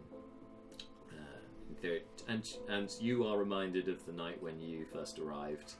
When you were first picked up, should I say, by the Bureaucran Republic Guard. But this time you're on the outside of the carriage, so things are looking up. And the prisoners are on the inside. And the prisoners are on the inside, or your compatriots as they are now. Sure. And you start heading towards the halfling village further down the road. And that's where we're going to leave today's session. Okay. We'll pick it up next time when you guys arrive in Half Rage. And various other denizens that you may meet when you get there. Perfect. Alright. There you go. So thank you guys. So that was your first soiree outside of the woods. Next time, level 2! I should say actually, XP. because you Yeah. had because you had that short rest, I was going to do it then, but I wanted to do it at the end of the session, so we'll do the XP then. So you can, in the travel time, you can level up, because you will undoubtedly have leveled up, both of you, I think. Okay, Okay. that is a firm promise. Malar will be levelling up. How far are you from I level have 2? 125, so 175. Yeah, I'm pretty sure you'll get there. Pretty sure you'll get there. That was a firm promise that I backed out of. But anyway, yeah, because you've fought 5 cockatrices, and in addition to that, you've done a lot of exploration. There's lots of stuff. Yeah, It's been good. I hope you guys enjoyed it, and it's you didn't behave entirely the way I was expecting you to, which is great. I like the unpredictability. We have a third person in the party now. What an introduction as well, by the way, Fleeting Yes. Look. Oh yeah. I'm so Damn. sorry. That was great. That was so good. First thing he does, massacre babies. Well, Unborn babies. Yeah. Are you keeping hold of that healing potion? Don't know why that was better. No. Hand it over. You're gonna hand it back. Yeah, you can have it. Okay. don't keep him, I stolen one. So I that was I wasn't expecting you to that was good fun though. And also Yeah. what I really like with Fleeting Look is that I can say what's going on in your head, and it doesn't have to be what's actually happening. It's just great comic potential. You should read his backstory, it's great. Speaking of backstories, we will at some point, once everything's finalised with everyone, I'll start putting them up onto our World Anvil page. That's the Manylands World Anvil page. There's a link to that down in the Twitch chat. And yes, keep those Fate Dice requests coming in and suggestions. #Fate Dice. I'm trying to think if there's anything else I need to tell you to wrap up. But Hashtag don't murder us. Hashtag- Don't murder Hobo. Can be good things. Can be good things occasionally. We'll be back same time next week here on the channel, and hopefully, I think we'll have some extra players with us next week. Potentially, we might have a full house unless I've miscalculated. So we shall see. But anyway, look forward to that when we join you guys in Half Rage next time. So until then, DK, Dan, and James have all been their characters. I've been myself, but as a DM, and you've been watching the Manylands here on Slice and Dice. Thank you very much. We'll see you next time. Bye. Bye. Bye.